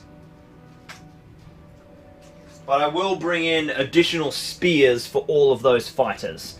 So spear on Imrahil's combat, and then 2 spears on the 2 new models engaging Gandalf. Alright, let's start up the back and see how dearly good is going to pay for their risky maneuver to buy time. I'm trading the lives of heroes for time, I think. But we have the higher fight value. They've got no big threatening stuff. We are out of... Oh no, we got Imrahil's banner. Imrahil only manages a 4. And banners himself to a 1. He's only fighting 2 orcs, though. They get 5s, and he's got no might. So Imrahil does lose a fight? Oh, you're joking me. Nah, he can just move out. For a second, I thought I'd trapped him by accident then. So he's taking 2 strikes, defense 7, strength 4, 6s to wound Imrahil. And no wounds. First gamble pays off. Right, let's do the White Wizard. 2 attacks. He's on 5s. Let's just see if we can banner him to a 6 from the start. No, so he's only on 5s with no might points left. And he is fighting 1, 2, 3, 4, 5... 6, 7 orcs. 8 orcs. 8 orcs Gandalf is taking on. I must admit, I did not realize it would be that many orcs when I made that move. But it's fine. It's fine. Can't see this being a risky play at all. It's absolutely fine. I need some more dice. I'm going to bring in my New Zealand Middle-earth League dice from this year. Let's go... Is that really... So those guys... Because they would have stood up. I forgot about the standing up. So he ran over them and charged. So he would have had to land in that guy's controls. No. So then I would have got to charge. So I had the choice of charging him or spear supporting. I think I would actually spear support. I think 8 is overkill. So we'll go for 6. 6 dice needing a 6. They get the 6, so they win the fight against Gandalf. But most brutally, he is trapped. So, defense 6, strength 4, we need 5s to wound. Not many wounds. Wow, you would have expected more than 3 above a 4 there. But 3 wounds on Gandalf. He of course has his re-rollable fate points. And he's going to need to re-roll all of them. Wow, okay. Gandalf is on 2 wounds, no fate. That was probably a little more costly than I thought it was going to be. I forgot about the fact that he would be trapped. Because I was like, the models will be knocked over. But of course, he called a heroic move, which meant that the models had a chance to stand back up. So I was not planning on having him trapped. So that was... I mean, it was a big difference. 12 attacks versus 6 attacks. Silly me! Somebody said that there should be 2 archers on exit, like in the game. You're right, yeah, just like wailing down arrows. Oh, Harkin's watching from Trondheim in Norway. Thank you, dude. Peter's finishing his finishing his Iron Guards. What's everyone painting along while they're watching? Oh, I've got the chat right here, so I can have a look and check in with you guys. So that's our 2 heroes done. We've got our 3rd hero, which is Chris. He is fighting with a spear support just against the 1 orc. And he doesn't manage anything exciting, so Chris puts him to the sword. No, he survives. Okay. We've got a 2-on-2. Goes to orcs. Even with the banner. And they get a kill. The center's collapsing. The center's collapsing. We've got another 2-on-2 here. Goes to Mordor again. Yep, banner doesn't save him. No kills, though. We have a 1-on-2. Oh no, this guy got charged while he was prone, right? No, that would have been the other guy, so I actually shouldn't have struck then. That's fine. So 2-on-1. Goes to evil. Sorry, 2-on-2, what am I talking about? No wounds, and then a 1-on-1. Goes to Gondor. Oh, and they get a kill! Down goes a Moran, and that's the first dead orc we've had in ages. An important fight for it too. Jeez, you can just tell that Gondor are like about to fall apart at any moment, but they've still got a line in place. There's one more fight there which we'll do as well. Oh no! It's Georgiamir and he's lost on a 6. Oh, he takes a wound! Does Georgiamir... I think Georgiamir still has fate. And he passes it. 3 6s in a row, I might add. So he's in the fight. He's in the fight. Let's do priority. No, let's not do priority. Let's do the massive fight over here. What am I talking about? Alright, we'll go from the back. This is starting to get very interesting here. We've got 2 on 2.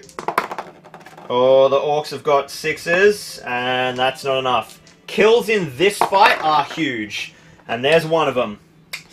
Ouch. Alright, we've got a 2 on 1 Mordor's Way. Gondor get it unless banners take it from them? No. He should have shielded, but he didn't, so he gets a chance to wound, and he makes a kill! That's a brave maneuver. So that was those guys fighting him. Now we have a 1 on... No, now we've got a 3 on 1 Gondor's Way. And the Orc's going to learn. He's going to shield. They both get to banner. And the Gondor keeps it. And they kill him. Oh, no they don't. Defense 6 is doing so much work against this Strength 3. Now we've got a 2 on 1 and a 3 on 1. Both Mordor's Way. That one goes to Mordor. No, tied fights. Yes, tied fights. Goes to evil. Oh my goodness. Get one in the box, Lucky. Big Zorbazorb 6. And it is our new hero again, yet to be named and given away to a Patreon this stream. He is doing work. Doing work. A 3 on 1 now. Oh, a big 6 for the Gondor forces. He pushes them all back, this plucky bowman. Doesn't... Oh, and he gets a kill because one of them's a normal orc. So the pretty mixed casualties. I think we killed 3, Mordor killed 3, and the Gondorians killed 2. But they could level it up here with this fight. They've got a 2-hander. He's on 4s. They've got their own banner at -1, who gets a 5, so he wins the fight. Oh, I guess I could banner up. No, not enough. No kills with those 2 dice, and oh, he survives. He survives. So that is Dishnak. He's deep in enemy lines, leading the assault, viciously fighting with a 2-hander against like 3 minis, and he's still winning it. Still winning it.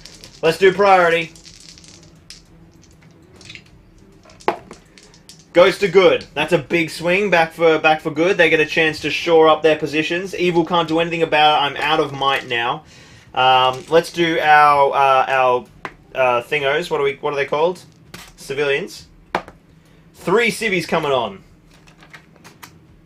So 8 inches for the dog, 6 inches for the old crone, and then 3 more civvies. We'll bring a lord and a couple of the young ones.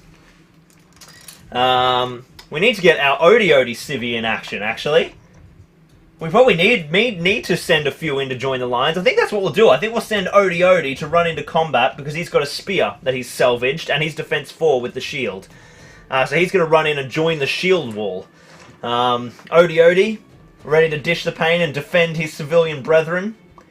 Let's see what Gondor can do here. I think once again I'm going to fall back to shore up the shield wall. So I'm going to go like this. I'll send bowmen in. I'll pull back. And... what are we going to do here? He's going to make a charge here with the spear support. He's going to make a charge here. The banner's going to stay out of combat and just stay in the middle for a change. We will just charge that spearman in and give him a spear support. This guy is going to make a charge there with a spear support. And this guy will have to charge and then the bowman can get in combat. So we kind of... Oh, actually, no, that won't work. We've shored up the line a little bit, but not a great deal, I might add. We got to do something about this center. Maybe what we do is we send Captain Chris back. No, I think abandoning Imrahil. Oh, actually, you know what we do? We've used Imrahil to tie up the bodies. Now we fling Imrahil back to help with this flank. I think that works. Odie's working on more trees for Armon Hen. Keely's painting up 250 miniatures for War of the Ring. Oh, the board game. Oh, cool. So that'd be like 10 mil scale, wouldn't it? Alright, what can Good do here to kind of get this a bit more under control? We probably need to cut our way to Gandalf, so we'll just plow some dudes in. I think Captain Chris is going to be the one to cut into Gandalf's position. But every fight here needs to be really advantageous, because we don't want to have this flank sort of capitulate. So we're going to have 2-on-1s, and then they'll fight each other. 1-on-1 there, 2-on-2 there. No, that'll end up being a 4-on-2. So yeah, this is messy. Cool, cool, cool, cool. That's everything. Orcs can't really get anywhere except charging Gandalf again. Let's start over here on this flank this time. Oh, did I? Were you guys even able to see the gate then? I hope so. I'll just come out a little bit. It'll be battery change soon, but not yet. Alright, let's do... we'll start with Imrahil. We'll finish with Gandalf. Imrahil comes in, rolls big 6s. He is fighting... just 1 in the end.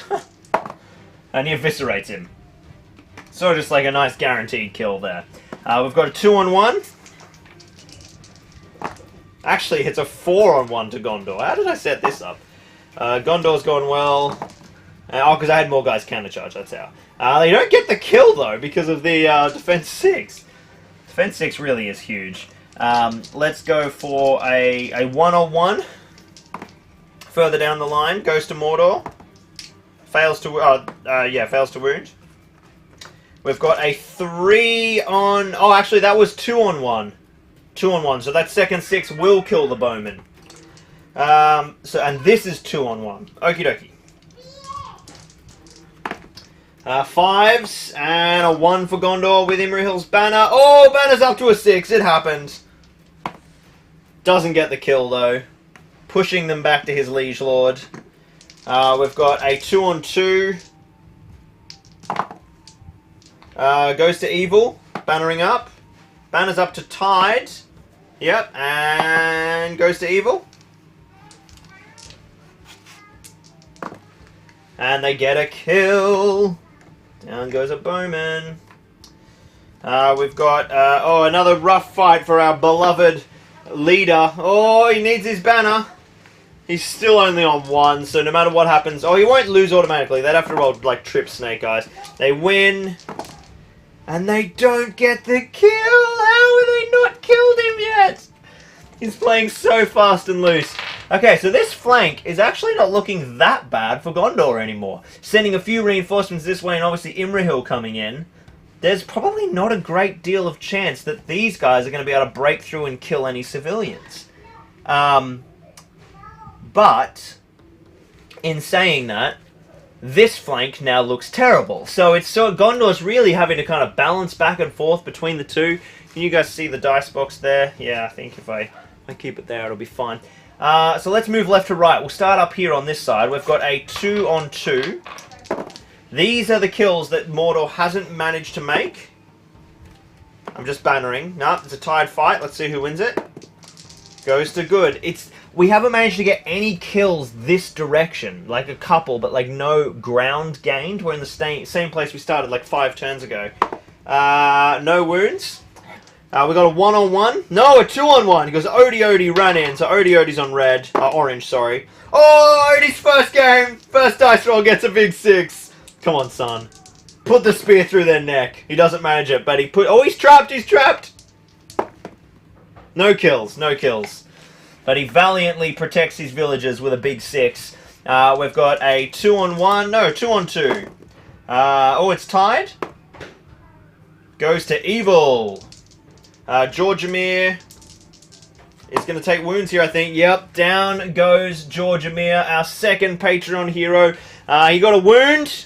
Got a wound on the troll with shooting. And then he did some handy stuff. Got some kills. Got a couple of kills of orcs in combat, I think. And then I think he used his might for a crucial heroic move. So these Patreon minis with their 1 points of might, they're proving valuable. But the second one falls. We now have 1, 2, 3 fighting 2. But yeah, these kills in the central line, these are so important to Mordor. Big 6s. Oh, big 6s across the board. We'll roll it out, and it goes to evil. Geez, double 5s right now would be 2 kills off 1 combat. No 5s. Got greedy. But we've pushed back out of the doorway, which is also kind of equally massive. We've got a 2-on-1. Oops, it's not that way. It's 2 Gondorians to 1 Orc. Goes to... Oh, banners. Goes to Evil. Pushes him back. And gets a kill!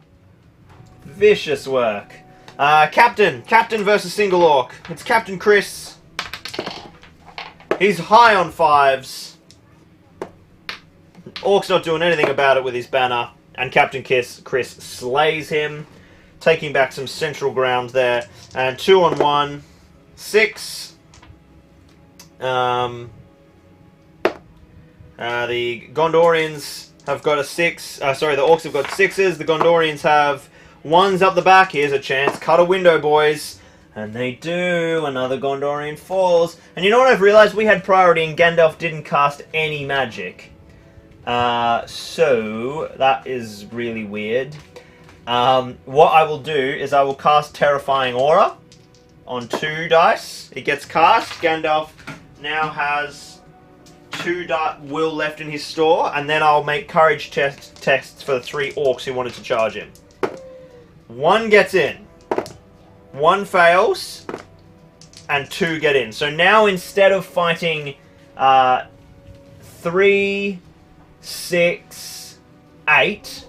No, instead of fighting 6, he is fighting 4. So that's better for Gandalf. Let's roll them all at once. Oh, Gandalf gets a big 6. His fight value keeps him alive. That's what we wanted last turn. And strength 5. There's no defense 5, so he doesn't make any kills. But there are some... Oh, actually, a couple of these guys are trapped because there's a double backing, so I'll put another strike into him. Yes! Down goes a Morannon. Gandalf holding the doorway solo to buy some tempo for the rest of the force. Alright, let's do priority. It goes to Evil this time, and no might points on the board. So, except for Oti's! Oti has brought a might point, so Good can totally call another heroic move with his might point. Good work, Oti. So we'll do that first. That's obviously only going to affect this area, though. So, Oti will just basically charge into the supporting position there, and that allows those guys to only run that far. And then everyone has to stay within 6, which is just everyone in the gate combat except these 2 here. So, I mean, yeah, that's fine. They're just doing exactly what they would have done. So let's reform our assault line with as many spear-supported guys as we can, and then the captain is going to push in like that. This guy was out of the move range, which is actually crucial, because it means... Oh, I guess he can still be charged. Cool, Evil's move. The only thing they can really do is charge this one guy and get a spear support in. Rearrange the spear supports like that. Then I can make charges on Gandalf. Only 2 Orcs have an opportunity to get in on him now. 1 fails. And another gets in. Oh, Gandalf should have cast a spell as well. So I'll just use my free will, and I will cast...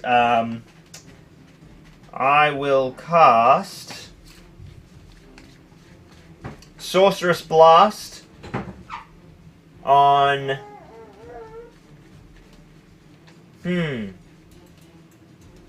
one of these guys. I'll blast this guy out and try and knock them over. So I need 5. Big 6 gets the hit. Alright, so strength 5 needs a 4 to wound him. No wounds. And the guy at the back.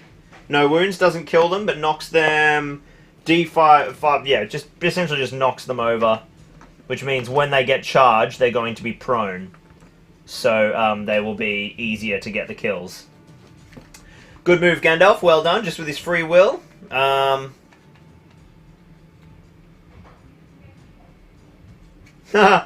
First game blues.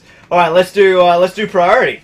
Not priority. Let's do combats. I think the only other thing to do is the normal movement for the civilians, and they get a whopping 5 in. So those civilians moved as part of the heroic move. And then, well, that's actually all the remaining civilians there. So remember, guys, we've only scored 10 points. We've got another 10 in play right now.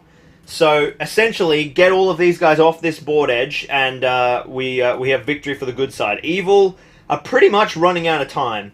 Let's dive into priority. We're going to... Not priority, into combat. Oh, no, Evil, move over here. What am I doing? evil move over here. Alright. We don't have the numbers we want. We haven't managed to have the impact that we wanted. But this is really our only chance to begin to make a break for the civvies. So I'm just going to abandon formation. I'm going to leave his control zone and make a full move over here. And I'm going to do the same thing with the wonderful, beloved Dishnak. Then what I'm going to do is use the remaining forces in this formation to just tie everyone up that I can. So those two are going to get charged by him. He is going to ignore their control zones, run in and wrap around and tie up those spearmen.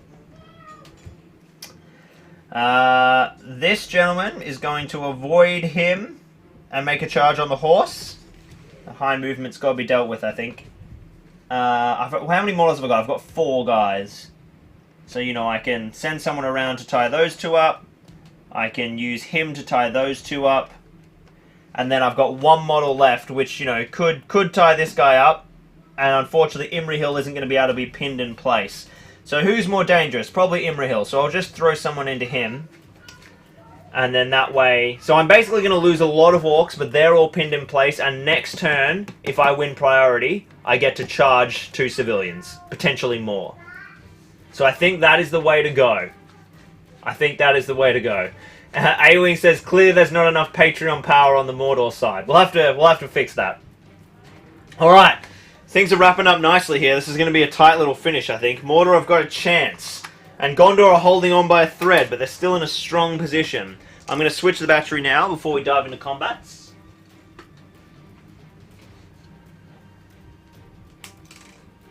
Excuse the black screen for a moment.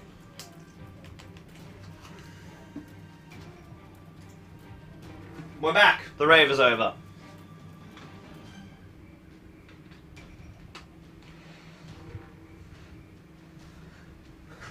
Alright. Let's start with Imrahil.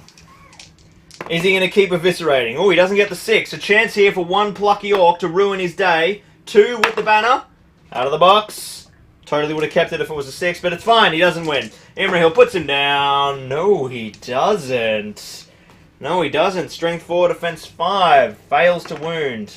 That was a big gamble that worked well for the orcs. Alright, we've got a 1-on-2 here. And you know what? You know what, orcs? We're going to shield. I know it's un-orky. Oh, we've been punished by the dice gods for it. Yes, we have. The 2 Gondorians, they don't make the wounds, though. We're risking it again. Punished by the dice gods again. Can we banner up? Oh, we banded to a tie. But Gondor claimed it. And they still don't manage to make a wound. Dude, defense 6 is ridiculously good against strength 3. Oh, the Citadel guard should have made a run here. He couldn't reach him, but he... In fact, that's a good point. He'll just charge the bowman for now, so that the bannerman isn't in trouble. Speaking of the bannerman, bannerman's on the orange. Big 6 for the orcs. Yeah, we got to go for the banner. We got to go for the banner. Or do we kill the horse to get rid of the movement? I'm strength 4. We'll kill the guy. It's 5s. Yes! Banner's killed! Unfortunately, bloody Imrahil and his 12-inch banner is still a problem, but we have managed to get rid of a horseman. That's a big play. That's a big play. We've got another 2-on-1 here. Mordor are going to shield again. Dice gods are still saying, your orcs, you should be shielding. No, they got one. They got one. Oh, word. So they don't wound. So we just push him back. And another one over here. Shielding. And Gondor wins it on fight value. And they get 1 kill. They kill him. So we lost 1 orc, but we killed 1 banner bearer, and we didn't lose anyone to Imrahil, which is a miracle. That's a very good outcome for evil there. I thought we'd lose a few more casualties to buy that kind of aggressive position. But now, look, with the banner kill, we've sort of got we've got a concentration of population here. Look, 1, 2, 3, 4 with 1 model. Guys here too. Let's move into the rest of the fights. We can't shield. Stab them. Yeah, Scorch. You can watch the whole video in playback right here on Zorbazorb Streams. And there'll also be a big battle report tonight on the main channel. So make sure you guys are keen to check that out. A delivery. Look at you and your merch. Yes, this is my reminder to remind people that you have it. Oh, okay. Do you want to be on camera for the reminder? No, okay. Larissa says buy merch. She's come in wearing a Zorp shirt to remind me to remind you guys to buy merch. Thank you. And also, just to let you know that you're not getting this back and it's super comfy. Bye! Okay. Apparently I'm not getting that shirt back either. Which is good to know. I like their shirts as well. They're really comfy. Zorp merch in the description. zorpmerch.com. We've got shirts. We've got jumpers. We've got hoodies. We've got other garments that I can't remember. But yeah, there's heaps of sick designs though. We got like our logo obviously, but there's some wicked Minas Tirith themed stuff. Or, you know, random castle next to hill themed stuff. It's good. It's really cool. Some beautiful artwork from Bo Preston. We have got a bunch of important fights here. This has become a 2-on-2 up the back of the wall. These guys have been dueling here for a long time. Can Mordor finally break through? They've won a combat. They still haven't made the kill. These two guys have just been holding tight to the wall. We got a 1-on-2 with Oti jumping in. We got a banner. Let's banner up Oti's roll. Oh, he ties it. Solid work, Oti. And it goes to Evil. Is he going to lose the man in front of him? Oh my god. In the box, please. Big 4. No wounds. Oti's combat is just pushed back. We've got a 2-on-2. Just with normal lads. Ugh. Goes to Mordor. Let's check our banners. Still goes to Mordor. And they make a kill. Every kill counts in this front line.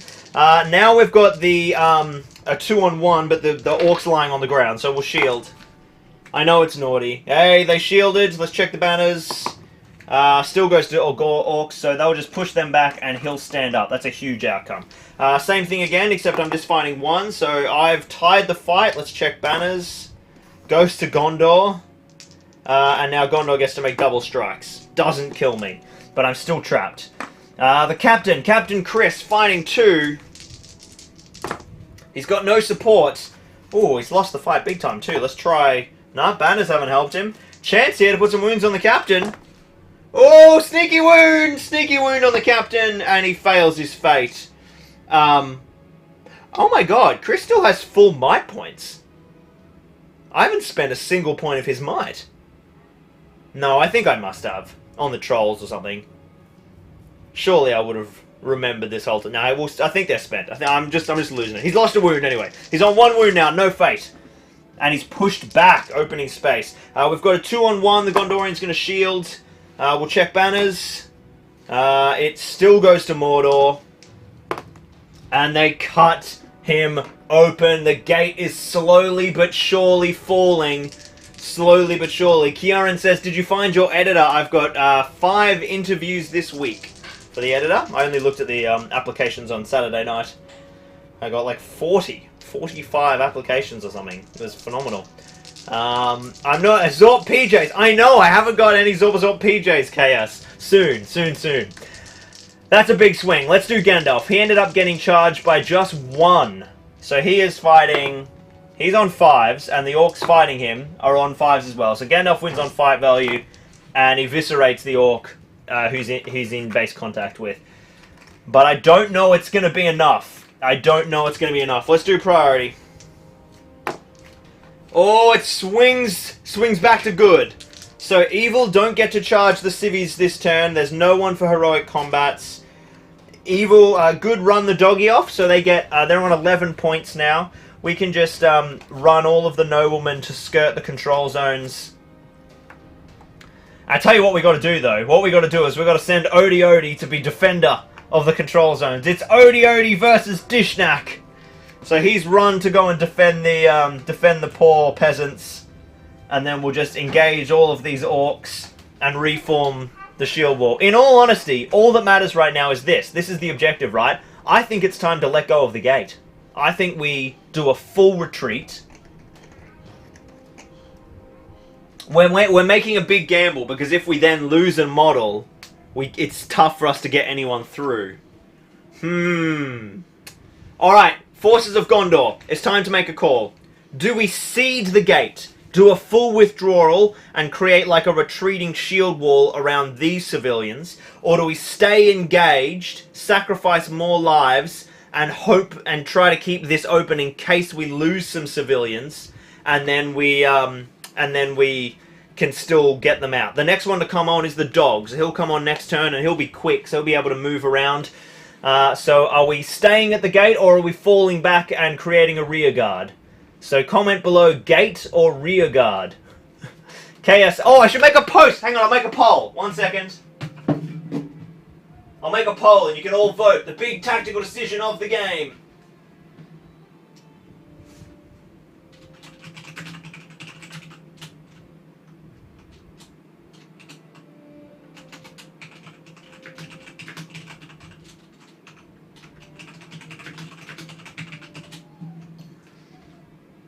Okay.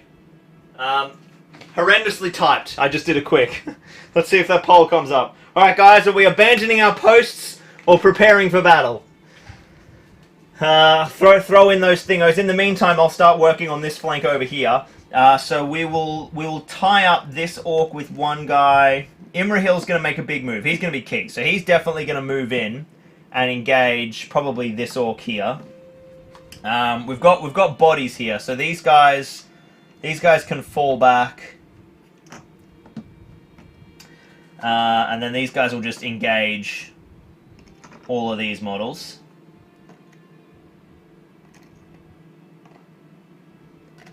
Just set up some favorable. I'll tell you what. We'll be clever about this. So that's everyone there, like at least engaged. We've got. Prepare for battle and abandon your post. It's close. Prepare for battle is in the lead. I'll let it get to a few more votes. Get those votes in, folks. 25. Alright, it looks like prepare for battle. Prepare for battle has won. So we're going to stay engaged with the gate and go for one more turn of pinning the orcs in. Captain goes here. Things are going to get gnarly, though, because we've lost so many models. So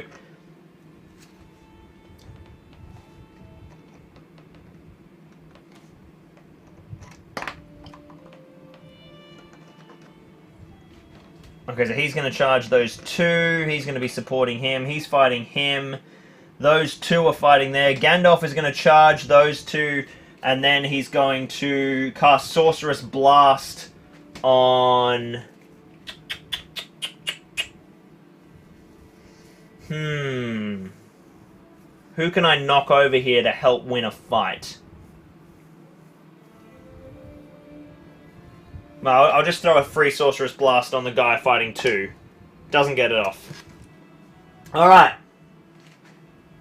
Prepare for battle. The shield wall has re-engaged. The orcs now get to move. Everyone out here is pinned. Gandalf has charged those two to stop them from being able to move. I'm going to make a courage test for a third orc. He gets in. He gets in.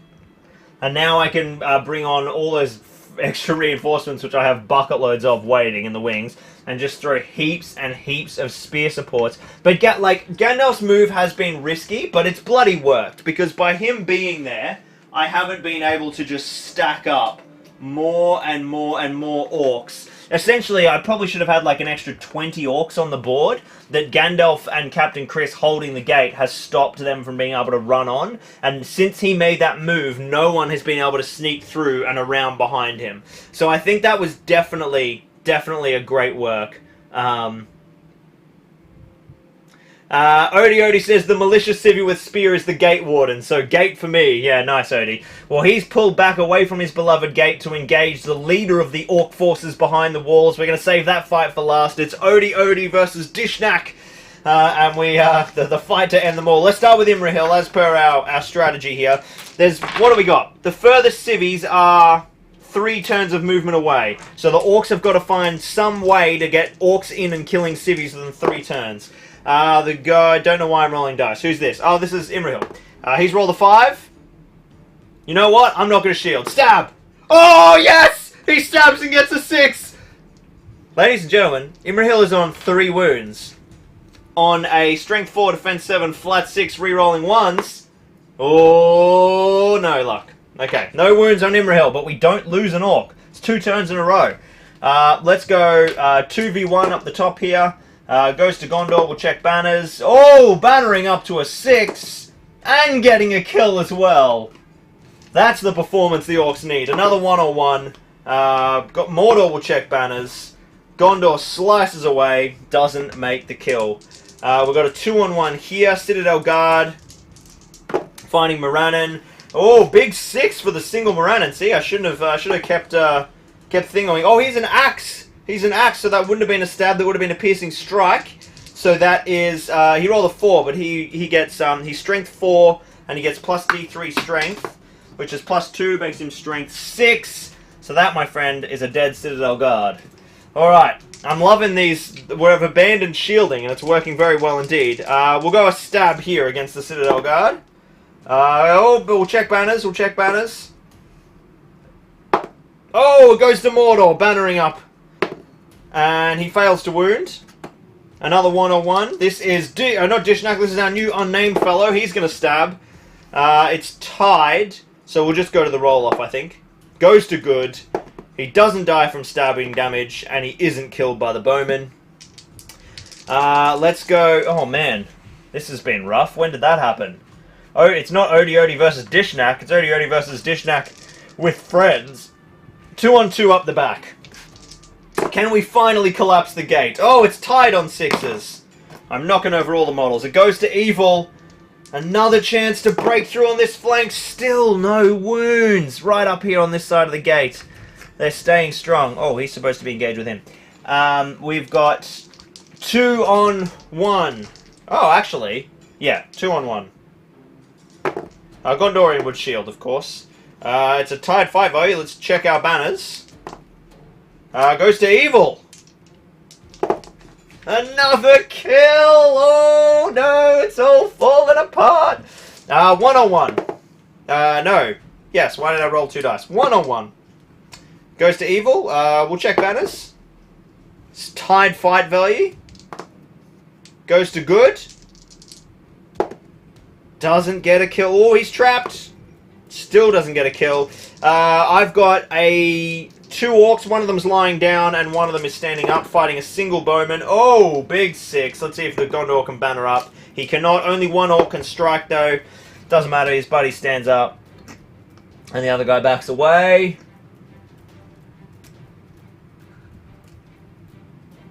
How do I get rid of this thing so I can see? Whoa, whoa, whoa. I nearly blocked somebody.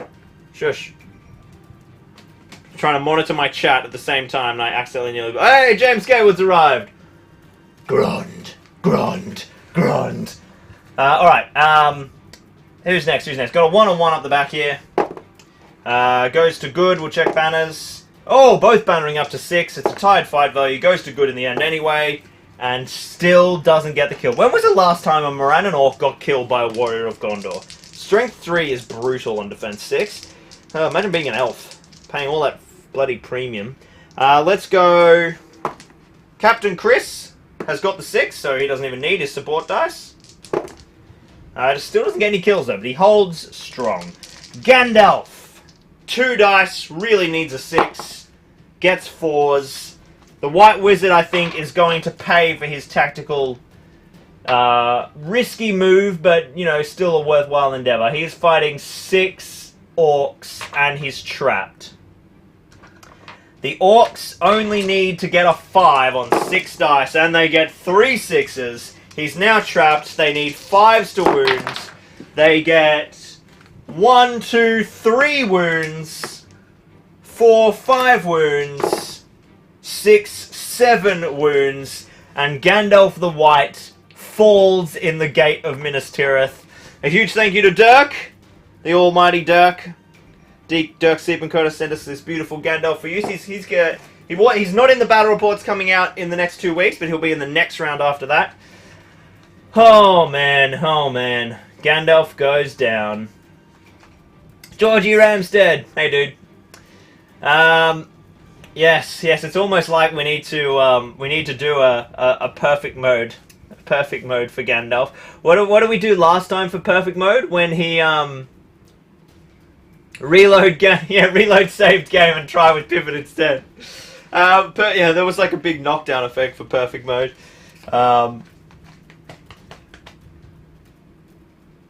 Okay.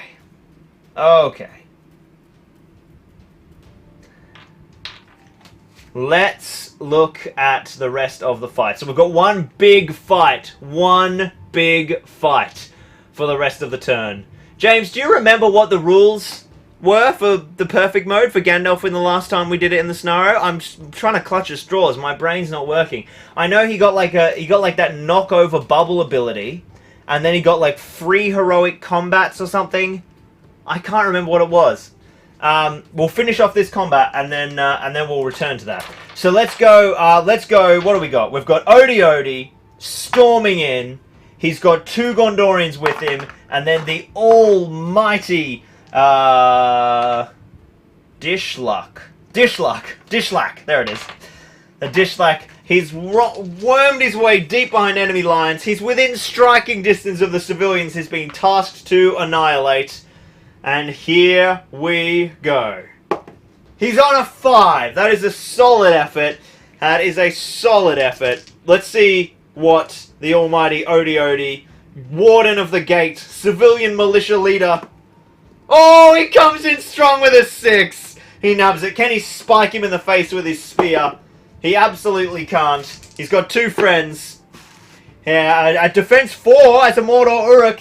His friends have gone and shoved a little wound into Dishlack after the prowess of Odie's 6, but he passes his fate to fight another day. The battle will continue next turn. Gandalf has fallen. Faramir barbecue continues. Yeah, I can't remember what the hell the Gandalf rule was. We could be like, let's do priority. He's allowed to die. A big 6 for Gondor. Massive. A win there for evil would have been pretty fierce indeed. Let's get these civvies out of here. 12 points scored. So they need 8 more points, and they've got 1, 2, 3, 4, 5, 6, 7, 8 here. Oh, and of course they've got Oti as well, but Oti's going to stay in the fight for now. And they can bring on 2, but they've only got 1 in the store. So down comes the dog. He's back in the fight as well. I think now we make a little fallback position. We'll engage all of these orcs. Odie's going to get in. Oh, you know what? We'll redo the same fight again. Odie wants vengeance. Imrahil here. We've tied up all of these orcs. It's going to be very tricky for the orcs to get a good beeline down towards the objectives now. And then we've lost so many casualties here. We're basically just throwing in anyone who has a silver armor to make... we can still form a perfect line. So there's still no breakthrough, but we've basically lost all supports. Let's do Evil's move. Evil now does get to do a little bit of a push, because Gandalf has died, so there's actually a little bit of space. Just a little bit. To feed in some spearmen and push beyond the gate. So, I mean, he sacrificed himself, basically, but it was still a great play. I think it pretty much won the scenario. I didn't leave Imrahil there, I brought Imrahil back. Doesn't Pippin show up to save Gandalf on his last wound? Yes, that's what it is! I knew there was some trigger that we were forgetting. Gandalf died out of sequence. Yes. Okay, where's Pippin? Where is Pippin? Pippin.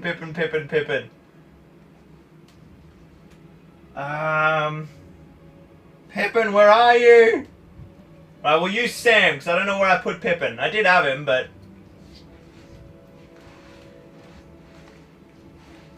that's what I'm remembering. Alright, Gandalf, he's not dead! He's not dead! Gandalf is back, and we put Pippin in base contact with him because he leaps up and he kills the orc that killed him. So we'll just pull 2 orcs out, and we'll pop Pippin and Gandalf back in the fight. Oh, thank you, KS. Thank you, KS. Oh, I knew there was something I was forgetting. I was like, there was some cool interaction we did. Of course, Pippin. Alright. And then the orcs will do... Right, that'll change the way the orc fights work. We'll just pile a bunch in. We won't bother doing courage tests. They can get the charge on him after that. He can lose terrifying aura after being killed once. Let's do combats. We'll start with Imrahil. Imrahil's finally on 6s and finally gets a kill. He kills his orc after a pretty abysmal performance. We got 101s up the back. It goes to the orc. Need different coloured dice though. Whoops. Need to roll 1 dice for wounding. No wounds. Next fight. Goes to the orc. No wounds. Another 101 up the back here. Goes to the orc again. We'll check banners on that fight. Not enough. Orc gets the kill. That frees him up to make a play. Oh, whoops. I've still got an orc down here. Oh, no. We'll say that he... Oh, cracky. We'll just say he was in that fight. Don't know where he came from. I moved him with the civilians. We've got a 1-on-1 here with the Citadel Guard. Oh, it goes to evil again. Can't banner up. Come on, this would be big. No. Citadel Guard survives. We've got a 1-on-1 here with the banner. Oh, banner's about to go down. Yep, Gondorian banner's out of there. That's all 3 banners dead. Of course, Imrahil's still bloody alive, so it's not particularly meaningful. We've got a 1-on-1 now, because Gandalf's in the fight up the back. You know what? No, we'll do Gandalf at the end. 1-on-1. Oh, double 6s. Tied fight value. Goes to evil. And they finally break through the wall on this right flank. That's what happens. You lose your spearman, you're out of here. Another 1-on-1. Goes to evil again. Banner. Oh, Banner's up to a tie with double 6s. And goes to evil. 5. No. Another 1-on-1. Gandalf coming in has turned these all into 1-on-1s, which has been key. Gondor win this one, and that orc is trapped. Not killed, though. Another 1-on-1. It's evils bannering up. Ooh, tied banners, double 6s again, and this time it goes to Gondor, but doesn't make... Oh, he's trapped. Doesn't make the kill. Another 1-on-1. It's basically all 1-on-1s here now. Oh, actually, this is... He's... Yeah, no, that'll peel off. So, bannering up. Goes to good. No wounds. Oh, trapped, actually. Wounds! First warrior kills him around an orc in a long time. 1-on-1. Goes to evil. Banner's not enough. Doesn't get the kill. And then Captain Chris bringing home the combat phase with a fairly low roll. And even after banners, he still loses. He's on 1 wound, ladies and gentlemen. Oh, jeez, that was lucky. We nearly lost Captain Chris then. So, 2 combats left. Gandalf and Pippin. No, they're separate combats. So, Gandalf, he didn't charge. He is on 5s. And he is fighting 1, 2, 3... No, just 2. 2 orcs. No, yes, 2. I can read, I promise. They don't win the fight. Gandalf gets it on 5s. And he eviscerates the front orc for good measure. And then we've got Pippin! Solo attack for Pippin. He's on 3s. He's fighting 2 orcs. They get him, but he's in range of Imrahil's banner. Oh, it gets him up to a tied fight value. Let's see who it goes to. Goes to evil. He is not trapped. And they do not wound him, because he is, of course, wearing his beautiful Citadel Guard armor. Lockie, could you say that that flank has capitulated? Not quite. It's not enough for a capitulation. Okay, 1 big fight left for the turn. Odie! Shield Warden of the Gate. He's got a big 3, not as strong as his performance last time. Let's see what his Gondor Spearman brethren can manage. They've managed 5s. And now there is 1 dice from the mighty Dishnak. Big 6! Oh, it's traded turns! Well, he is going to get wicked vengeance, and rail down. Remember, his fight 4, so even though that 6 drops to a 5, he wins on fight value, and now has +1 to wound the poor defense 4 guy, who on strength 4s, that is forced to wound down to 3s. Odie is getting wounded on a 3! Oh, he fails, he chokes! Odie deflects it with the shield at the last moment and stays in the fight. Our two generals of the Patreon forces duking it out back and forth. That was close. Okay, priority. This is probably the second last turn, I reckon. And good, manage it again. Oh, winning all the priorities they need. That's another 2 points, taking them to 12, 14. That takes them to 14. Oh, actually, I've miscounted here. Even if they get all 5 of those off, they still need to get the doggy. No, he'll probably make it next turn anyway. Alright, Odie is going to keep fighting. The dog can be the next scoring unit. Imrahil's going to run back here and engage this guy, falling back. Oh no, Imrahil will go take those 2. This guy can take that guy. We'll pair up all the one-on-one. So everyone out here is still matched. And then we get a chance here to keep trying to hold the gate with as many models as we can. It's actually not so bad. You know what? Now we've got Pippin and Gandalf in there. It's actually really doable. Pippin's base is very useful. In fact, we're even actually going to be able to do some supports. Believe it or not. Oh, there's an orc. How did he get out there? Pippin will fall back and charge this guy. And Gandalf will fall back and charge this guy. And he'll cast an Immobilize on... Oh, just cast a Sorcerer's Blast on the 2 dudes Imrahil's fighting. He misses. Alright. Orcs get to move. There's no way we can break through, but we can sort of pile in some extra numbers. I'm going to put more bodies on... I think I'll put more bodies on Pippin. Shove Gandalf. I don't want to go near him. He comes back every time I kill him. It's exhausting. I'll pile in those spears. Everyone has spears. That's all that matters there. I could probably get one more spear in there if I spawn in another orc for my infinite wave of reinforcements. Yeah, holding the gate has been key. It's like this has gotten way closer than I thought it would. Like, the civvies are nearly cut through. If I'd had, like, another 5 guys that had leaked through that back portion, that was huge. D6 inches. So, sorry, D6 civvies. So those civvies now come down as well. And they're probably going to end up being sacrificial lambs to tie guys up if needed. Alright. Imrahil. Can you guys see the dice box down there? No, you cannot. Imrahil. Imrahil, yeah! Loses the fight on 6s. Come on, boys. Finish him off. Oh, they got a wound! They got a wound. How many wounds is Imrahil on? I think he's still on 3. He hasn't been wounded, has he? He's definitely not dead yet. He lost that big fight with the troll and lost all his fate points. I think he's taken 1 wound since. It would help if I wrote this down, but you know. So I think he's on 1 wound remaining. Okay, he's still on 3. Alright, so he's on 2 wounds remaining now. Alright, 1v1 up the back. Goes to evil, checking banners.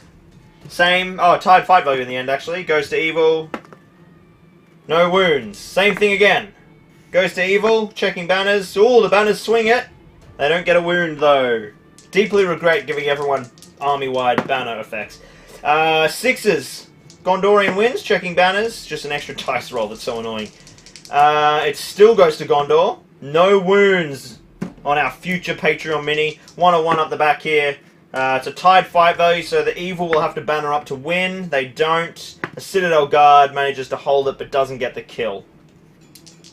No casualties for evil right here. That is interesting. Got another 1-on-1 there. Ooh. Big 6s for evil and banner. Nope. Kill him. Crush his skull in. No, he survives. We've got the gate fight, which we will do, because I think it will matter. 2-on-2. Actually, it's a 3-on-2. It doesn't matter because it's gone to 6s anyway. We'll tie it off. Goes to evil. 3 dice fighting those. They're all on that one guy. They get the kill. Another Gondorian falls at the gate. There's a 1-on-1. It goes to Gondor. No wounds. Gandalf just fighting a single model now. Oh, actually, that was a 1-on-2. I didn't see that spearman. Did that change things? Oh, it did! 2 strikes on the Gondorian, and they kill him.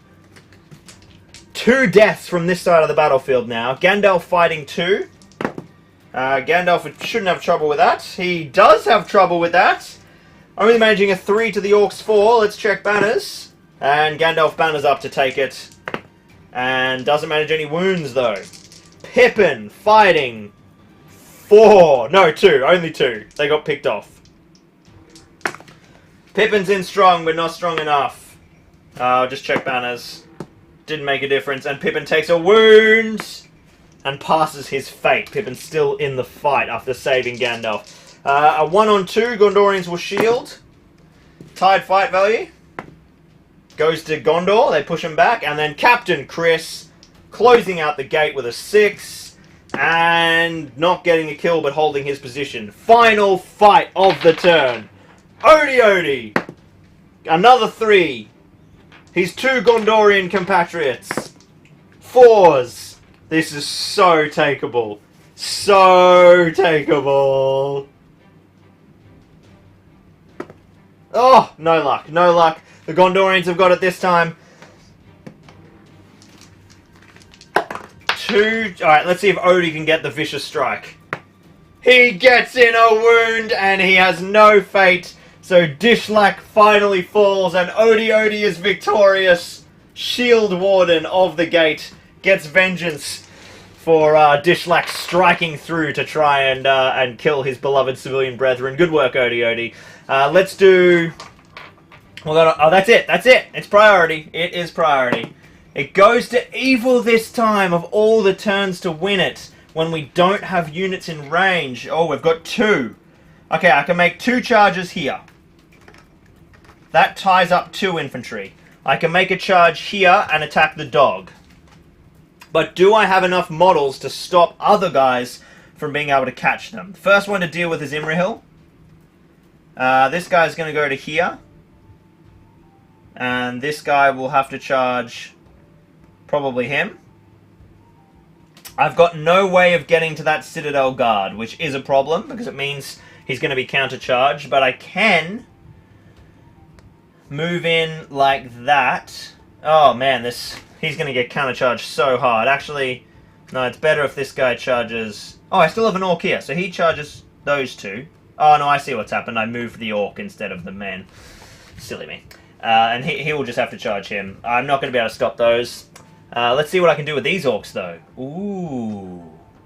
Just abandon the lines. Break through. Pin those. Oh, yes. This was the turn to win, alright. Orcs are pouring in and attacking civilians left, right, and center.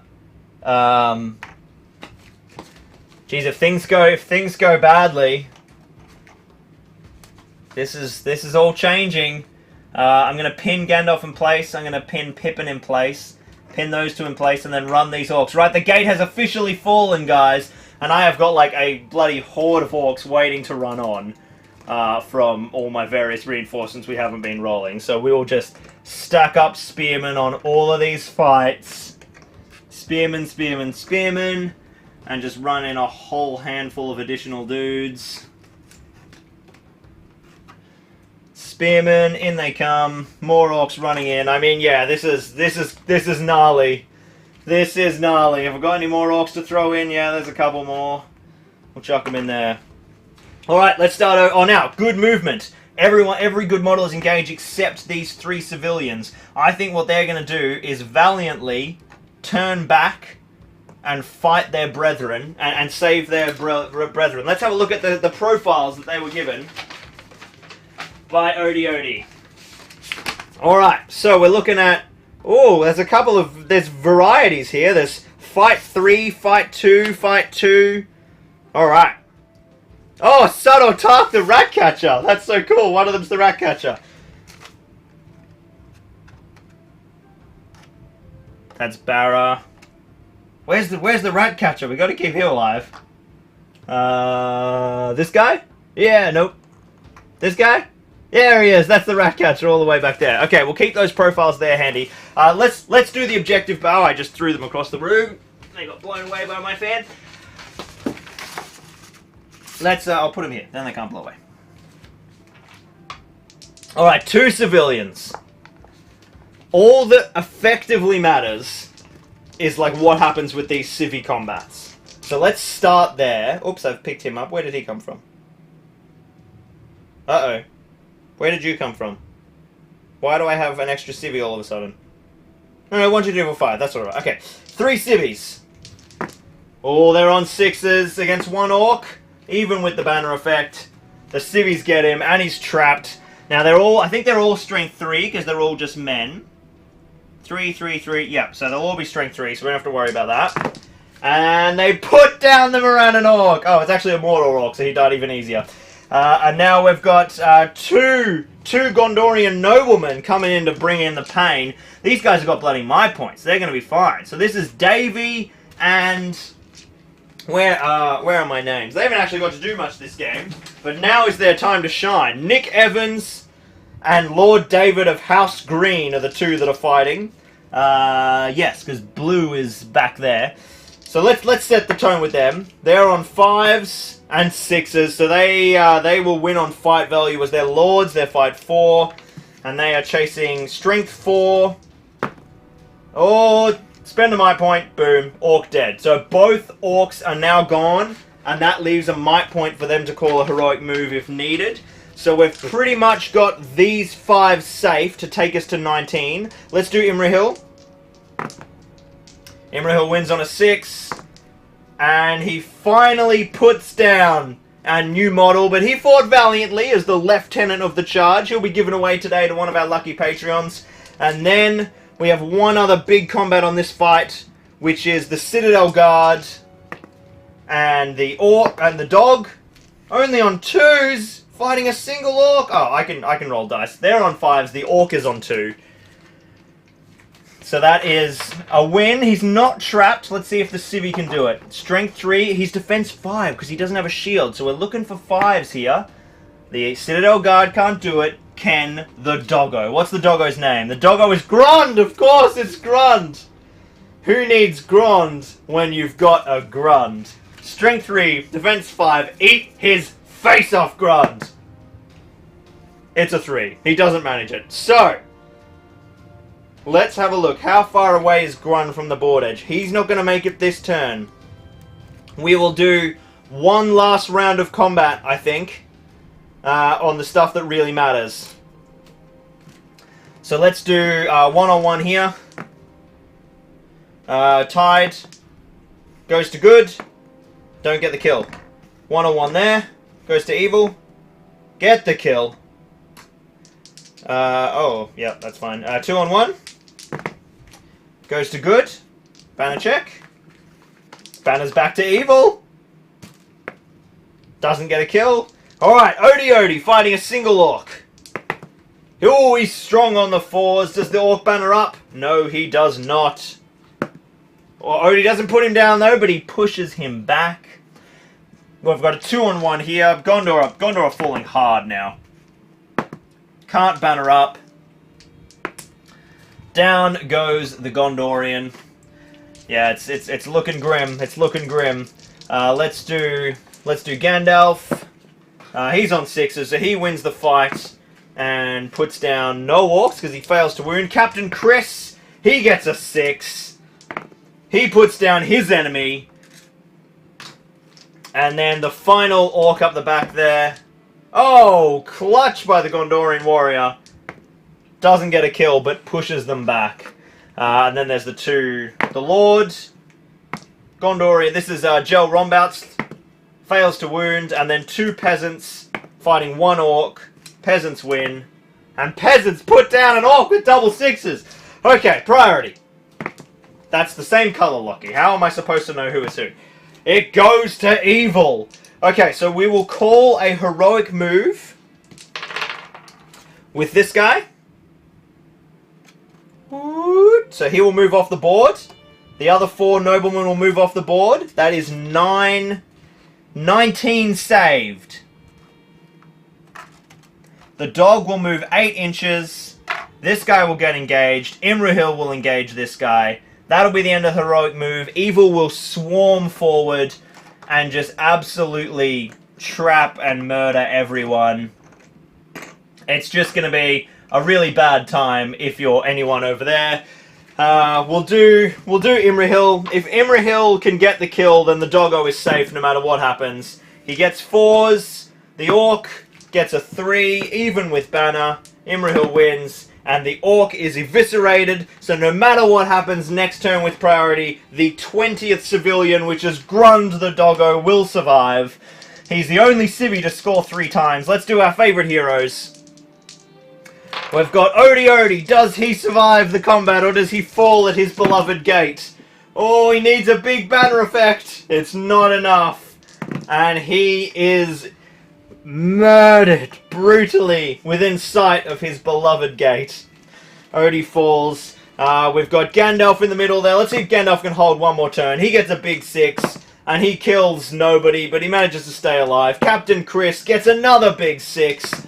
And makes doesn't get any kills, but he stays alive. Pippin, orcs chasing Pippin, they get him, and Pippin survives. So all 3 heroes live, but Oti falls on the final turn of combat, but he fought valiantly and held the forces of Mordor at bay. Oh! My whole chair is decapitating my office somehow. Alright, let me get my face over here so you can see me. Oh, there's the Patreon wheel. We need to go and get that as well. What a vicious finish. That was awesome! Oh, what a great bat rep, guys. Can you see my face there? Not quite. I'll come up a little bit. Man, that was absolutely exhausting. I am very tired. That was a good game. That was a really good game. Thank you so much for watching, guys. Victory for Gondor in the end, just. I think that play by Gandalf, huge. Locking up the gate enabled them to the civilians to get out of there.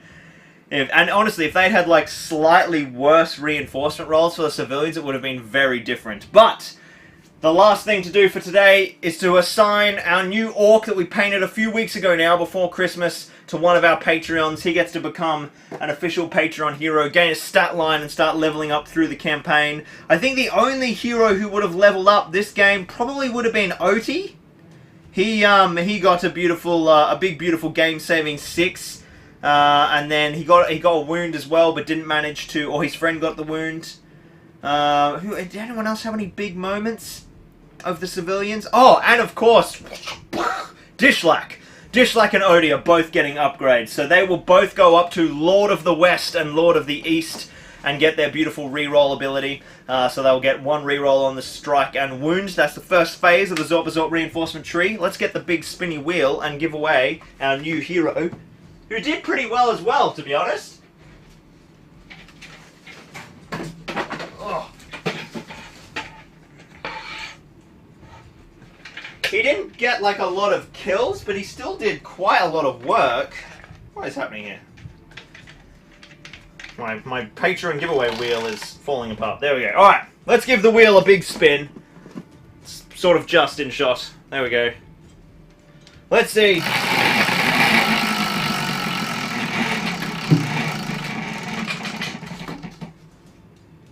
Alright. Now this would have been the time where I had my D20 all prepared and ready to roll. Where's my... Is it in the dice box? No. No. Oh, wow. Something just full on. Okay, so we're in bay number 20. So our potential winners are Florian Lemper, Nikolaus, Mandalore, Demetrius Vulgarelis, James Carver, Douglas Moore, Maxi Clace, David Beers, Mike Blake, Robert Manson, and Matthew Grace. We are back in some early Patreon pledges here, and we need to roll a single D20 to decide who that is. But Lockie doesn't know where his D20 is gone. Why is it not in its spot? Hold 1 second, guys. You should see the studio right now. It is pretty wild. Hey, there it is. Alright. So we're looking for numbers between 1, 2, 3, 4, 5, 6, 7, 8, 9, 10, 11, 12, I think. We have got a 14. There's no 14s. We have got a 7. Is that a 7? Yeah. 1, 2, 3, 4, 5, 6, 7. 1, 2, 3, 4, 5, 6, 7. Maxi Clace! You are now the official sponsor of an orc assaulting Mordor. So this is, Max Luck? Yeah, Max Luck. That works well. Alright. Whew. Hope you guys enjoyed that. And it's not over. Zorpazorp is not over for today. In less than about 9 hours on the main channel, the big Minas Tirith Battle Report is coming. So get your ass over there. And if you're watching this, you know, posthumously, get on, the link will be, you know, in the description. Go to the main channel and you'll see it there. It is fucking awesome. It's so good. It's really, really good. Thank you so much for tuning in, everyone. The light behind me makes me look godly. Yeah, this is my halo. It's my fluoro gleaming into the service. Why is James messaging me? Have I forgotten to do something? He's taking screenshots of me looking hilarious. Beautiful, thank you so much for joining me, guys. I'll see you on the stream here in 2 weeks' time, and I'll see you on the main channel in 7 hours for more epic Minas Tirith action. I'm going to go and have a shower and stand in front of the aircon because it's like 35 in here, and I'm very done with that. Thank you, guys, and I'll see you on the next stream right here on Zorbazorb Streams. Whew.